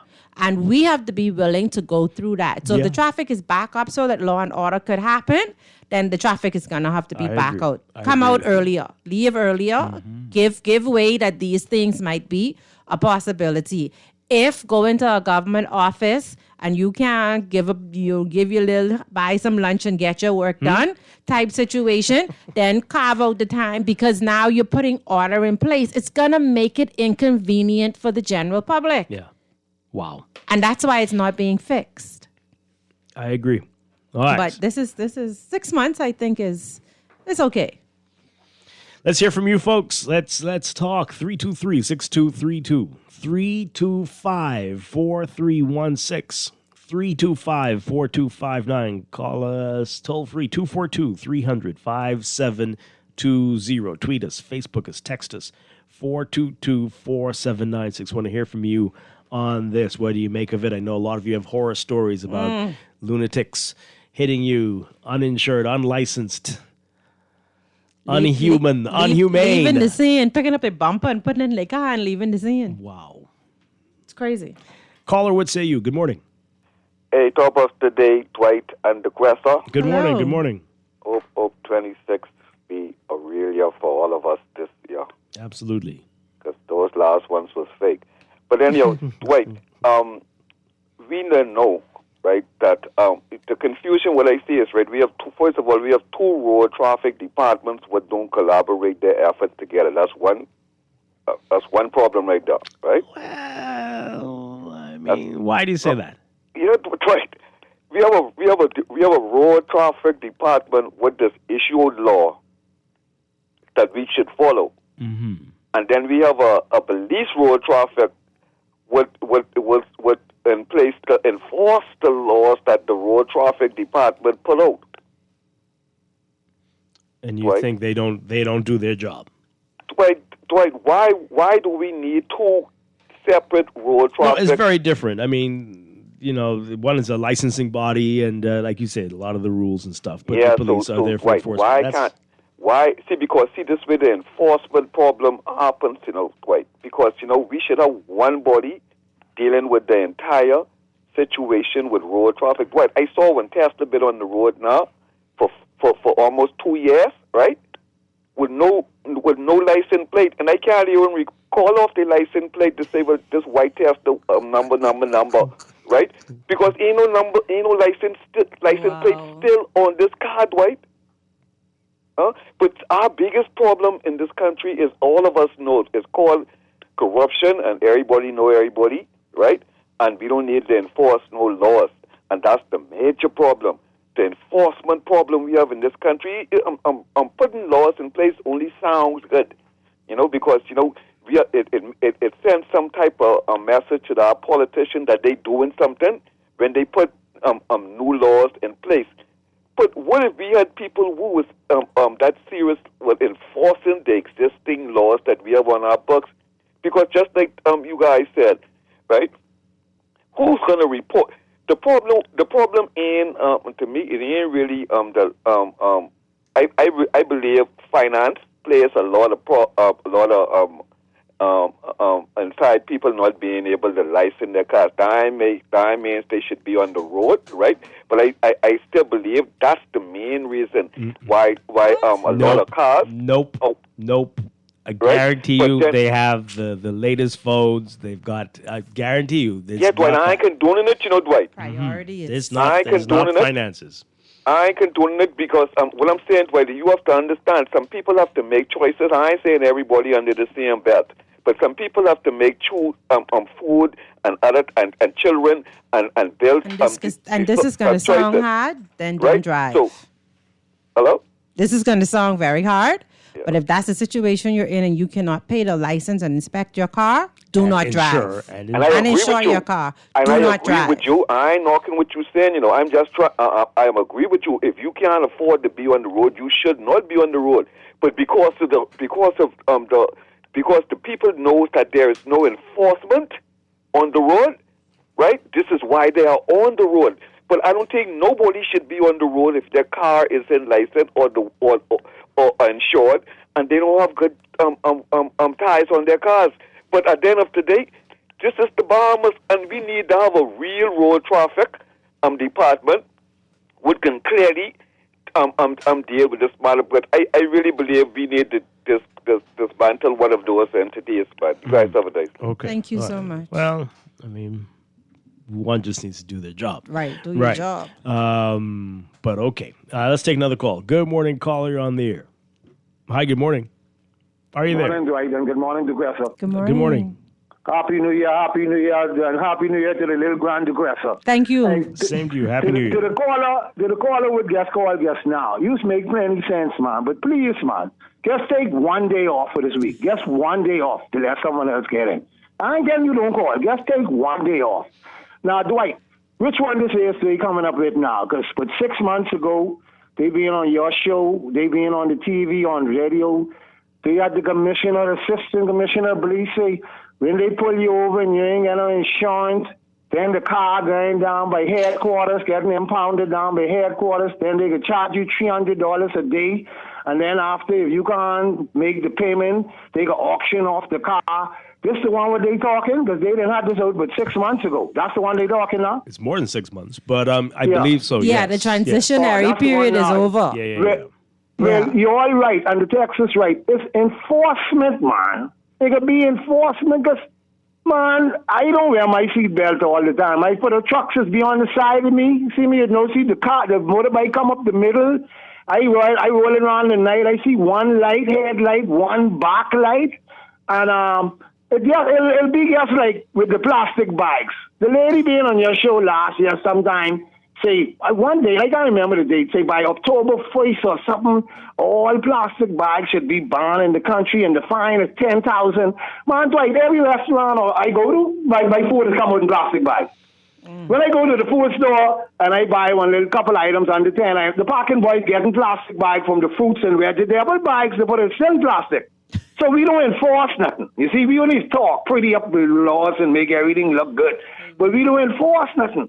See, that's the problem. Like the fella said earlier, the caller before me, we get put up a bunch of laws and make up, he had on his nice black khaki suit and everything. Yeah, we can impound the cars.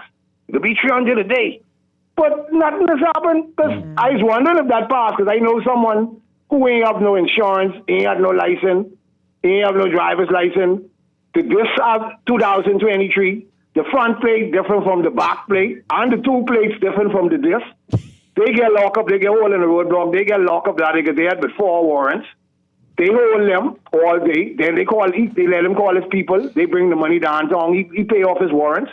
When he come back down to South Beach station, they give him the keys to the car, say, go home, son, go park that car and don't drive that no more. Oh, wow. That fella's still driving that car right now today. Wow. Enforcement. We don't enforce nothing in this country. Wow. Let me ask you something. Why don't you wear your seatbelt all the time?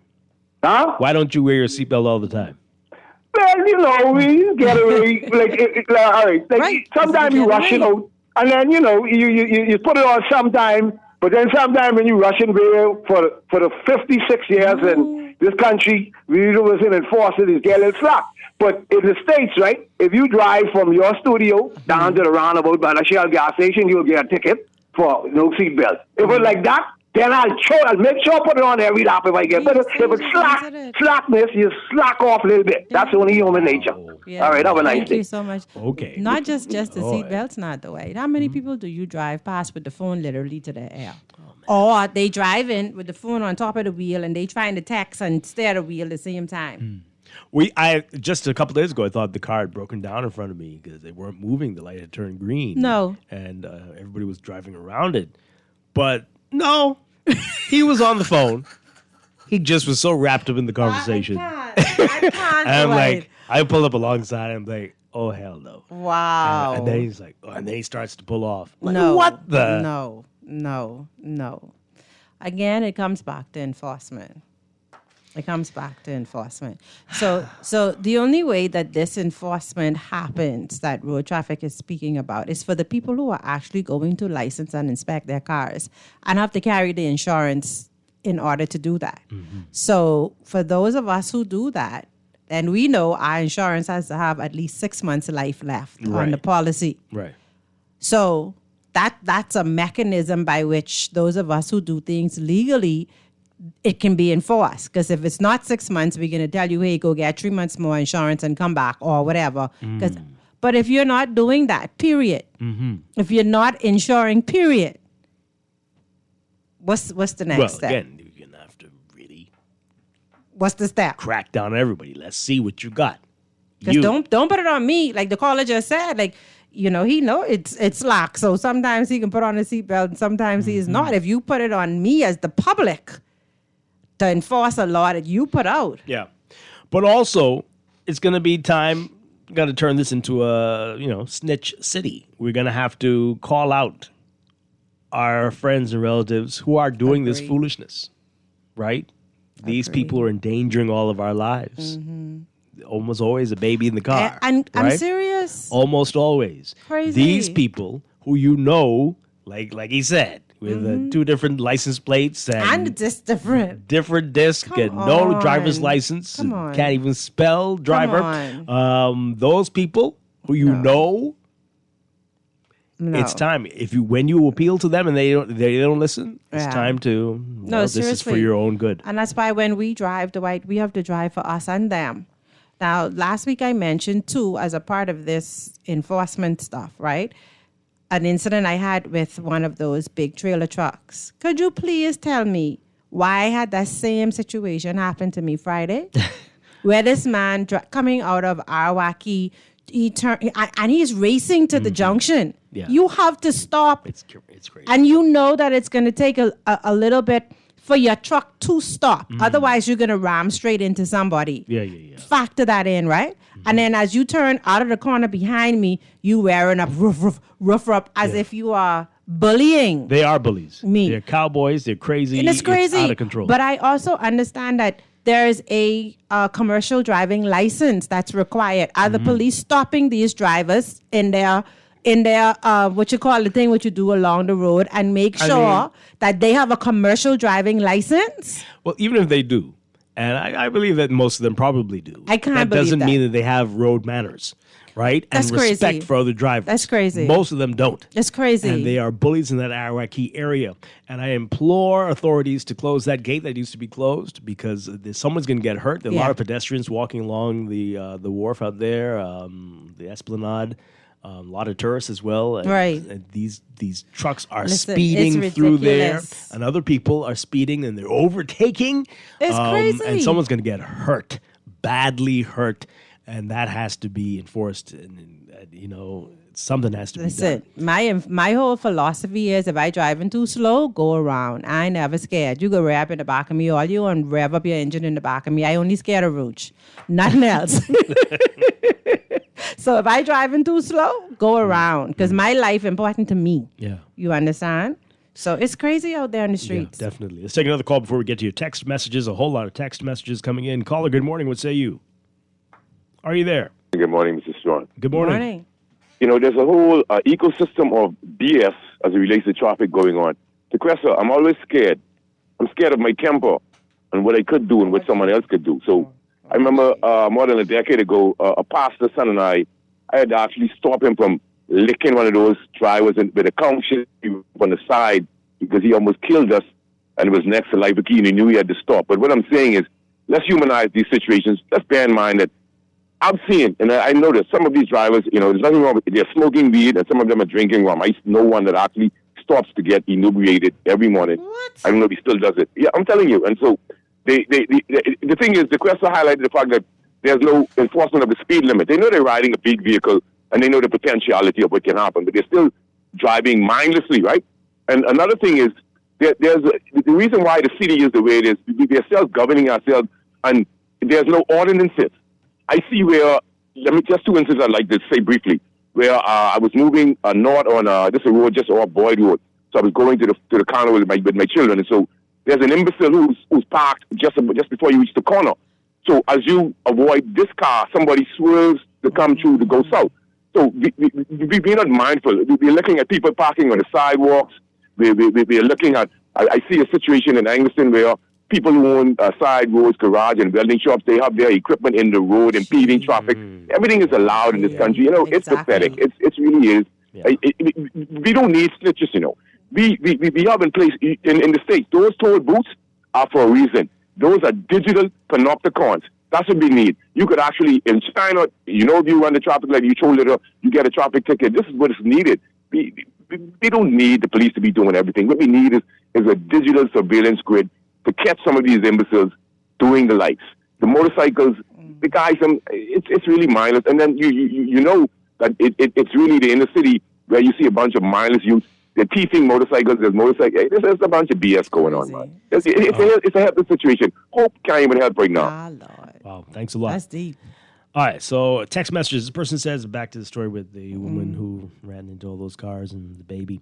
I bet you that baby wasn't even in a car seat. Wow. Okay. A car ran into the back of me, driven by a girl who didn't speak a lick of English. Wow. Probably Spanish, and she told the officer she didn't know who owned the vehicle she was driving. I hope the officer took her into custody. There were no charges filed against her. Her nephew, though, spoke English. Wow. Her nephew. I think the whole family here. Okay. Well, that's great. Wow. Well, the road traffic laws cannot arrest people in an accident. They must be wanted. Oh, okay. Wow. Well, Say that again. Ridiculous. I don't know if that's the road traffic officers cannot arrest people unless they have a warrant. Is that how this works? Or a gun or something, eh? Or unless they kill somebody. Oh, that needs to change then. That's very stupid. It is. Is it really that? No, someone has to tell us because that's. Is that why they can't take in the people who are not wearing helmets and stuff? Right, they see all these things every day. It cannot be. They just give you a ticket if they can catch you? It can't be. But otherwise, they're set up to fail. Wow. That's crazy. So if you encounter, I know we were talking about doing the breathalyzers a few years back. So before that, if they encountered a drunk person, what would they? They could find them. Do anything? And the drunk person eats a ticket in front of you? No, they could Like, restrain okay. I'm sure. Sure. Oh, boy. Anyway, there's no consequence. 15 plus years ago, a young man sideswiped my brand new car. Wow. He had an expired driver's license, no insurance for the car he allegedly just purchased. I had to claim the repairs on my insurance. Wow. Then they had the audacity to tell me that instead of pursuing him in civil court for a refund, they were going to up my premium. Exactly. Fast forward, and that rule hasn't changed. Yeah. Exactly. Well, he probably didn't have anything that could. And then when you go Okay. to civil court, it's like pay $50 a week. Like, how does that help you? Or $25? How does that help? I want your car and your house or wherever you live. I don't know. Give it. take Right, sell Come it on. to pay this. Well, just give it to me. The government needs to deal with the part. Oh, we read that already. The expiration date for the auto insurance should return to the license disc. Once the police stop a car, they can then request the insurance. The expiration date of the auto insurance should be returned to the license. Okay. I mean, that would speed up the process. You license, inspect, and Like, insure there should one be a time. sticker on the another sticker, or or that one that's there should include that. I mean, they're things we can think about options. But you're thinking. I appreciate your thinking. We can do this. We can do this. This person says there are traffic stops and the police are ensuring that I have my insurance does not and will not address the crime problem. What are you talking about? We're not exactly? talking about that this type of is a crime. Right. What do you mean? We're talking about road traffic Because crimes. plenty of people's lives are being destroyed by what's happened to them, how their property is being destroyed by careless people who don't care. And that they're put into massive amounts of debt and physically hurt by people who are very reckless on the streets. And that's a crime. That's a crime. So I don't know what you mean. And it should also come back to if you are loaning your car to someone. I mean, yes, I know I said it before. You may not think, oh, let me see your driver's license. But you should want to know that person has a driver's license, and you should lend your car out only if you have 25 and over coverage insurance. So everyone who drives your car is covered under your insurance. Outside of that, really, you are also helping that person to break the law and be reckless on the streets. Seriously. Absolutely. They need to focus on these dirt bikes popping up and down the road. I saw a kid as young as 12 on a dirt bike popping in front of the police station on Wolf Road. Well, it's a good place to do it, apparently. Catch me if you can. Next to Junkanoo, driving dirty is a national pastime. There you go. Who can have the most There you go. Who can have the most right. unlicensed, uninsured, undeterred, undetected, Wow. Okay. There is a license plate shortage, yet we are not allowed to turn in or transfer unused license plates. Well, I don't know. There's still a license plate shortage. We take them with us to the grave. Well, I don't know if you're accurate about that. Okay. On another note, let's start from the beginning. Road traffic department is a money pit that needs exposure. Whoa. Why can't a point system be implemented? Why can't records be available? Yeah, I agree with the point system. Right? People need to have their licenses taken away. Correct. Suspended and if you are ever found driving when it's been suspended or canceled, you need to go to jail. Correct. Why can't a point system be implemented? Why can't records be available on the Gateway app? A friend got in a wreck. Police wrote her and the other person up with the intended prosecution forms, but they never filed a report. 4 weeks later now, she still can't get insurance to even consider fixing her car, much less hold the other person accountable. 4 weeks is short. I'm hearing people talk about 4 months. But 4 weeks is not long, apparently. On another note, is there any insurance company that will pay for repairs for a car that isn't comprehensive? It seems like all car insurance here only protects the other driver and not the policy holder, which seems crazy considering how much is paid per year, or does it depend on the company? I don't think you're what do you mean? Yeah, I mean, they of if you course. have comprehensive insurance, then it covers you and the other person in the event, whatever. But if you only have third party, then it only covers the person that you could potentially hit. that you hit. Right, and Or get if their you car caused repairs, damage and to you somebody else. responsible You for hurt your somebody else, own- exactly. Yeah, that's what you're paying for. That's what you're paying for. That's how it works. Yeah. And it definitely is not as expensive as comprehensive. Yeah, it's not. But it's just so that You in could case be on you the get road, into correct. trouble, Yeah, you could cover the other person. Yeah. But there are other options as well, I believe. I think some still offer theft coverage and fire coverage. I don't some, think they do. No? They do, because I thought some, it was not everybody. discontinued. I know a lot of okay. people discontinue. Yeah, because you know. Some do. I'm sorry to laugh. I'm sorry. It brings us back to at the core of corruption. I don't think I've told the story in years, but years ago, one of my first cars had third-party fire and theft. Right. Because I was young. They weren't going to give me comprehensive for some reason, some crazy stuff. And the age of the car, I'd be my age. Right. So, but the company just unilaterally dropped the fire and theft. Yeah. Just did it. Yeah. Like, wow, we're no longer offering you this. Bam. Bam. Done. 2 months later, car gone. Mm-hmm.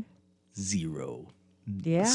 I was 24, 25, stuck, had to start from And scratch. especially you know? certain cars, like they just have a record of being stolen. But how convenient. Yeah. How convenient was that, right? But that was hurtful. And this is a tough restart for basically a kid. Yeah. But that's the streets. The mean streets of Nassau. Producer, you remember that? You were working with me that time when my car got stolen, right? At our old workplace. Wow. Yeah, right outside the office. Wow. Still bad memories. My God. This person says here, let's talk about these people who have tints over their license plates. You know, I haven't seen that in a very long time, but apparently it's still a problem. I took a picture the other day. I couldn't believe it. This car, I got to find it. The tint, I think it was a Dolphins thing. You couldn't see anything. No, I think you might make out one number. That's but crazy. it was like, what is this? I'm going to find it. During the break, I'll find it. I took a picture because it was unbelievable. And how you doing this? Like, are you wanted by somebody? Are you a criminal? Why would you cover your license plate like this? But Because he could do it and get away with it. it was all you could see was Dolphins. Miami Dolphins. And I mean, that's disgraceful all by itself. Like, why would you, of all the things to cover your license plate with? Come on, have some pride. It's time for mandatory ID that every citizen must carry at all times. With that, will that address what? And jail time if the address is wrong. Okay, with their address. Do you all recall the case where the lady who knocked down a man, killing him, left him to die in the street? I think it was Milo Butler Highway. Time flies so fast, but it may have been a few years ago. She didn't have a license. The car was not insured, and I believe she was on her cell phone and was possibly intoxicated. I can't recall her punishment, but it was just a slap in the wrist. That's plenty of stories that fit that bill, actually. But almost all those cases, the person has no license and no uninsured vehicle. It's very, very common. I mean, you can tell now, if it's your car, you're going to drive a little bit differently. So you can tell, and that's why this is the issue with these SDs or SNs, whatever you want to call them, right? This is not your car, and that's why you're driving like a complete idiot. You can tell when this person has borrowed this car, doesn't have a license, and has no insurance, because you are doing gymnastics in this vehicle that you would not try if you paid hard-earned money for this vehicle. Agreed. Like, why are you on the median? Why did you drive on the sidewalk to turn right in front of everybody? Right. Why would you do this? Right. Come around. You a came car. around 4 lanes. Correct. There are 4 people in front of you, and you came around the 5th car to turn left on the traffic light. So obviously, and you're seeing that every day because it's very, very common. There are people who are crazy. They don't give a damn about anything. And you're right. I'm seeing more women do it. which is like surprising. I saw a woman do it this week. And I was like, and she was driving like a Chevy truck or something like that. And I'm like, oh, she's a bully. She came around this person trying to safely get out the corner. And I was like, wow. What's up with that? I do not know. I know. I can tell you. Oh, really? Yes. Are you going to say it? Yes, I'm going to say it. Oh, let's When hear we were this. younger, Dwight, what did our parents teach us? They taught us manners. They taught us please. They taught us thank you. They taught us common courtesy. Okay. I don't think that's being taught much these days. And are you saying it's the women who are suffering the most? No, for this? it's both. Okay. It's both. They're not, but I'm surprised to see it being manifested so much through the actions of women. But these recent generations have very little manners, very little courtesy and consideration. I mean, back in the day when you walk the streets with someone and you saw another person, you would say, good morning, good afternoon, and everybody mouth pin up now. So, I mean, these may sound like simple things, but our grandparents and our great-grandparents taught us pride. They taught us manners and courtesy and goodwill and all that sort of stuff. Yeah. And I don't see that a lot. Well, this is the strange thing. So people make mistakes on the street, right? Like, you shouldn't have done that, right? And, I'm a horn blower. So if you do something stupid, I'm blowing my horn at you or flashing my lights at you. Now, I can tell you, out of, let's say, 100 times that happens now, there'll be 2 people who will bow their head and do their hands in a prayer like, sorry, I'm so sorry. Right. I shouldn't have done that. I'm wrong. Right. But the 80 times, you're getting cursed out. Cussed. You nearly killed all of us, but I'm blowing my horn at you because you nearly killed me. And you're like, Exactly. Like, exactly proves my point. men and women. Yes. Exactly. I don't know what's going on. No. You did it. You messed up. That's so it you there. can't be called out on People anything? taking personal responsibility and accountability. We talk about the leaders of our country not taking accountability. People are not taking personal accountability for the things that they do.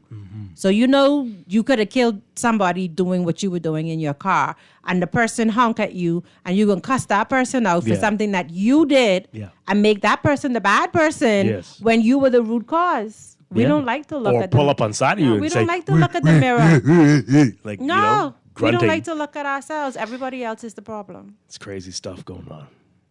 Crazy stuff. A few more text messages before we have to take a break. This person says here, the thing is, everyone is on a phone now. My observations, mostly women are on the phones. I don't know. I think it's across the board. It's really bad. A female police officer almost knocked me on her cell phone. She then cursed me out when she was in uniform. See? I told her that I am someone's child. Just like hers in the back seat. What? No. Wait a minute now. She cussed you in front of her child? Hold on. In her uniform? No, No, you should have wow. taken that tire up somewhere. That shouldn't go out like that. Wow. No way. No way. Wow, they never found your car in small Nassau? Never once. Not one day. Not one day. And the sad, scary thing was so many people when that happened. So many people. What type of car was it? It was a Mazda. It didn't make any sense. It didn't make any sense. Anyway, so many people told me, hold on, let me go check with my boys. And that really upset me. To see if the your number of people who said that. To see if their boys had it. Oh, wow. And that was is insanity. What year was that? That was What year was insanity. It was a long time ago. Wow. Like I said, it was 20, 24, 25. And that hurt. And so right? Wow. So many years ago that was? This place hasn't changed. It's gotten worse. But yeah, let me check on my boys. Let me see something. Wow. Oh, wow. This is encouraging. I know you and you can talk like this. Okay. Dwight, you can't handle living in the Bahamas. You're right. This is a pirate country and anything goes. I love it here, though. OG. No rules and no regulations that are enforced. It's paradise. Exactly. I suggest you move to China, Europe, or North Korea, where they have laws and enforcement against everything. Those countries are perfect police states for a leftist like you. Now, at first I thought you were being sarcastic, but I Right. see that you are. You Right. really do mean this. Yeah. Okay. And that person Well. loves it. Loves the corruption, loves I gotta that take they a can photo of break that the one. law, loves that whatever. When I apply for asylum, I Yeah. will show this picture to people. Hold on, I gotta take a picture. Okay, that's interesting. Huh. So, Pirate Nation. Mm-hmm. Yes. Yep. Mm-hmm. The traffic laws are weak. There was a person who hit a friend's car with a disc and a license plate attached to two different cars and not the car they were driving. Oh, wow. Wow. Their car was written off and taken by a wrecker approved by the police, but this car was given back to the owner before the police report was done. Wow. That car could have been involved in a killing or robbery, and they did not hold the car or the person, only in the Bahamas. Wow. Wow. Okay. Reference to the police being able to defect an arrest for traffic offenses. The three main offenses are giving a false name and address or suspected to be false, driving under the influence of alcohol or suspected drugs. Okay, that's cool. And killing in the course of dangerous driving. That's the only thing. That's the only three. Oh, wow. There may be others, but those are the main ones The mentioned. main ones, okay. Oh, wow. Or suspected stolen vehicle. Wow. That's a show you should do, Dwight. The decline of manners and morality in this world. It's all related. Wow. Yeah, sad. I'm sorry, but women are the worst drivers. The last 5 people to hit me were women. 5? Right, 5. What are What you type of doing? work do you What are you do? doing? Right. Like, The last 5 people to hit me were women. That's some bad and luck. 3 of those cases, the women were applying makeup. How do you know that? oh my. Is it they hit you from behind? They were coming at you while applying the makeup. Like, that could be very possible. Even people who eating food, like you trying to drive and eat food, that's a Seriously? risk too. Yes. Okay. I don't get it. Helicopters and drones should be able to find anything in this country. A Joneser stole something out of my husband's truck parked by my mom, so I went to the neighborhood dope boy and got it. Wow. They took it there for drugs. He was mad because the Joneses should know better than to steal things from people in the neighborhood to buy drugs. He is mad that that he's selling drugs. Just don't steal it from, Right, from just us. don't steal We's from family. the neighborhood. We's to come to family. me to buy the drugs from me. This is That is family. insanity. Vin Diesel, we're family. Anyway, And what's so weird is that the neighborhood knows that they have a drug dealer. Wow. So many lessons in that last the text of the day. Yeah. I'll read it one more time. Just gonna read this every day to keep me grounded from here on. And this is who I'm dealing with on this island. So I need to keep this in mind. Dwight, you can handle living in the Bahamas. This is a pirate country and anything goes. I love it here. No rules, no regulations that are enforced. It's paradise. I suggest you move to China, Europe, or North Korea. Wow. Where they have laws and enforcement against everything. Those countries are perfect police states for leftists, for a leftist like you. Okay. Well, Dwight, they told you. Duquesa Dean. Yeah. Thank you. Thank for you. being Thank here you. this morning. This is just the first Tuesday of the year. Absolutely. What is the rest of this year going to be like? God almighty. Wow. Yep. Hey, pick up today's NASA Guardian, folks, for today's Guardian Business section. The latest in business news in the country, including the growth of Disney's fleet to benefit the Bahamas, and the Bahamian Contractors Association still having issues with the political will to appoint a contractors board, and so many other issues, and more on Grand Bahama with Port Lucaya, all in there today. This portion of the show brought to you by CFAL, growing wealth for future generations. Duquesa, I'll see you next week. See you next week. Everybody have a great day. I'll be back tomorrow morning with more Morning Blend and Morning Blend Business right here on Guardian Radio 96.9. Stay tuned for On the Clock with Aaron Green coming up next. At CFAL, we understand that a secure future is the greatest gift you can give your employees. That's why our tailor-made group pension solutions are designed to fit the needs of both large and small companies. With CFAL, you can provide the retirement you and your employees deserve, ensuring peace of mind and financial stability for years to come. Join the many businesses that have already entrusted CFAL to create the right pension plan for their employees, and let us help you build a brighter future for your team. Visit us at cfal.com to get started on building wealth so you can live well. CFAL, growing wealth for future generations. You try to rest, roll with the best. For all your printing needs, there ain't no one better, no. For posters and banners, magazines and flyers. For window decals, greeting cards and newsletters. No job too big and there's no job too small.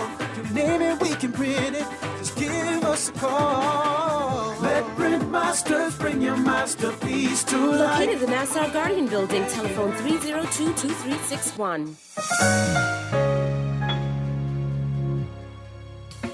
Struggling to find your financial rhythm? Make that move to Fidelity and let us help you orchestrate your financial goals into perfect harmony with free financial coaching sessions. Make that move today. Call 356-7764. Fidelity, we're good for you. Looking for a school that's international, proudly Bahamian, and truly invested in your child's future? Bring the kids and join us at the St. Andrews International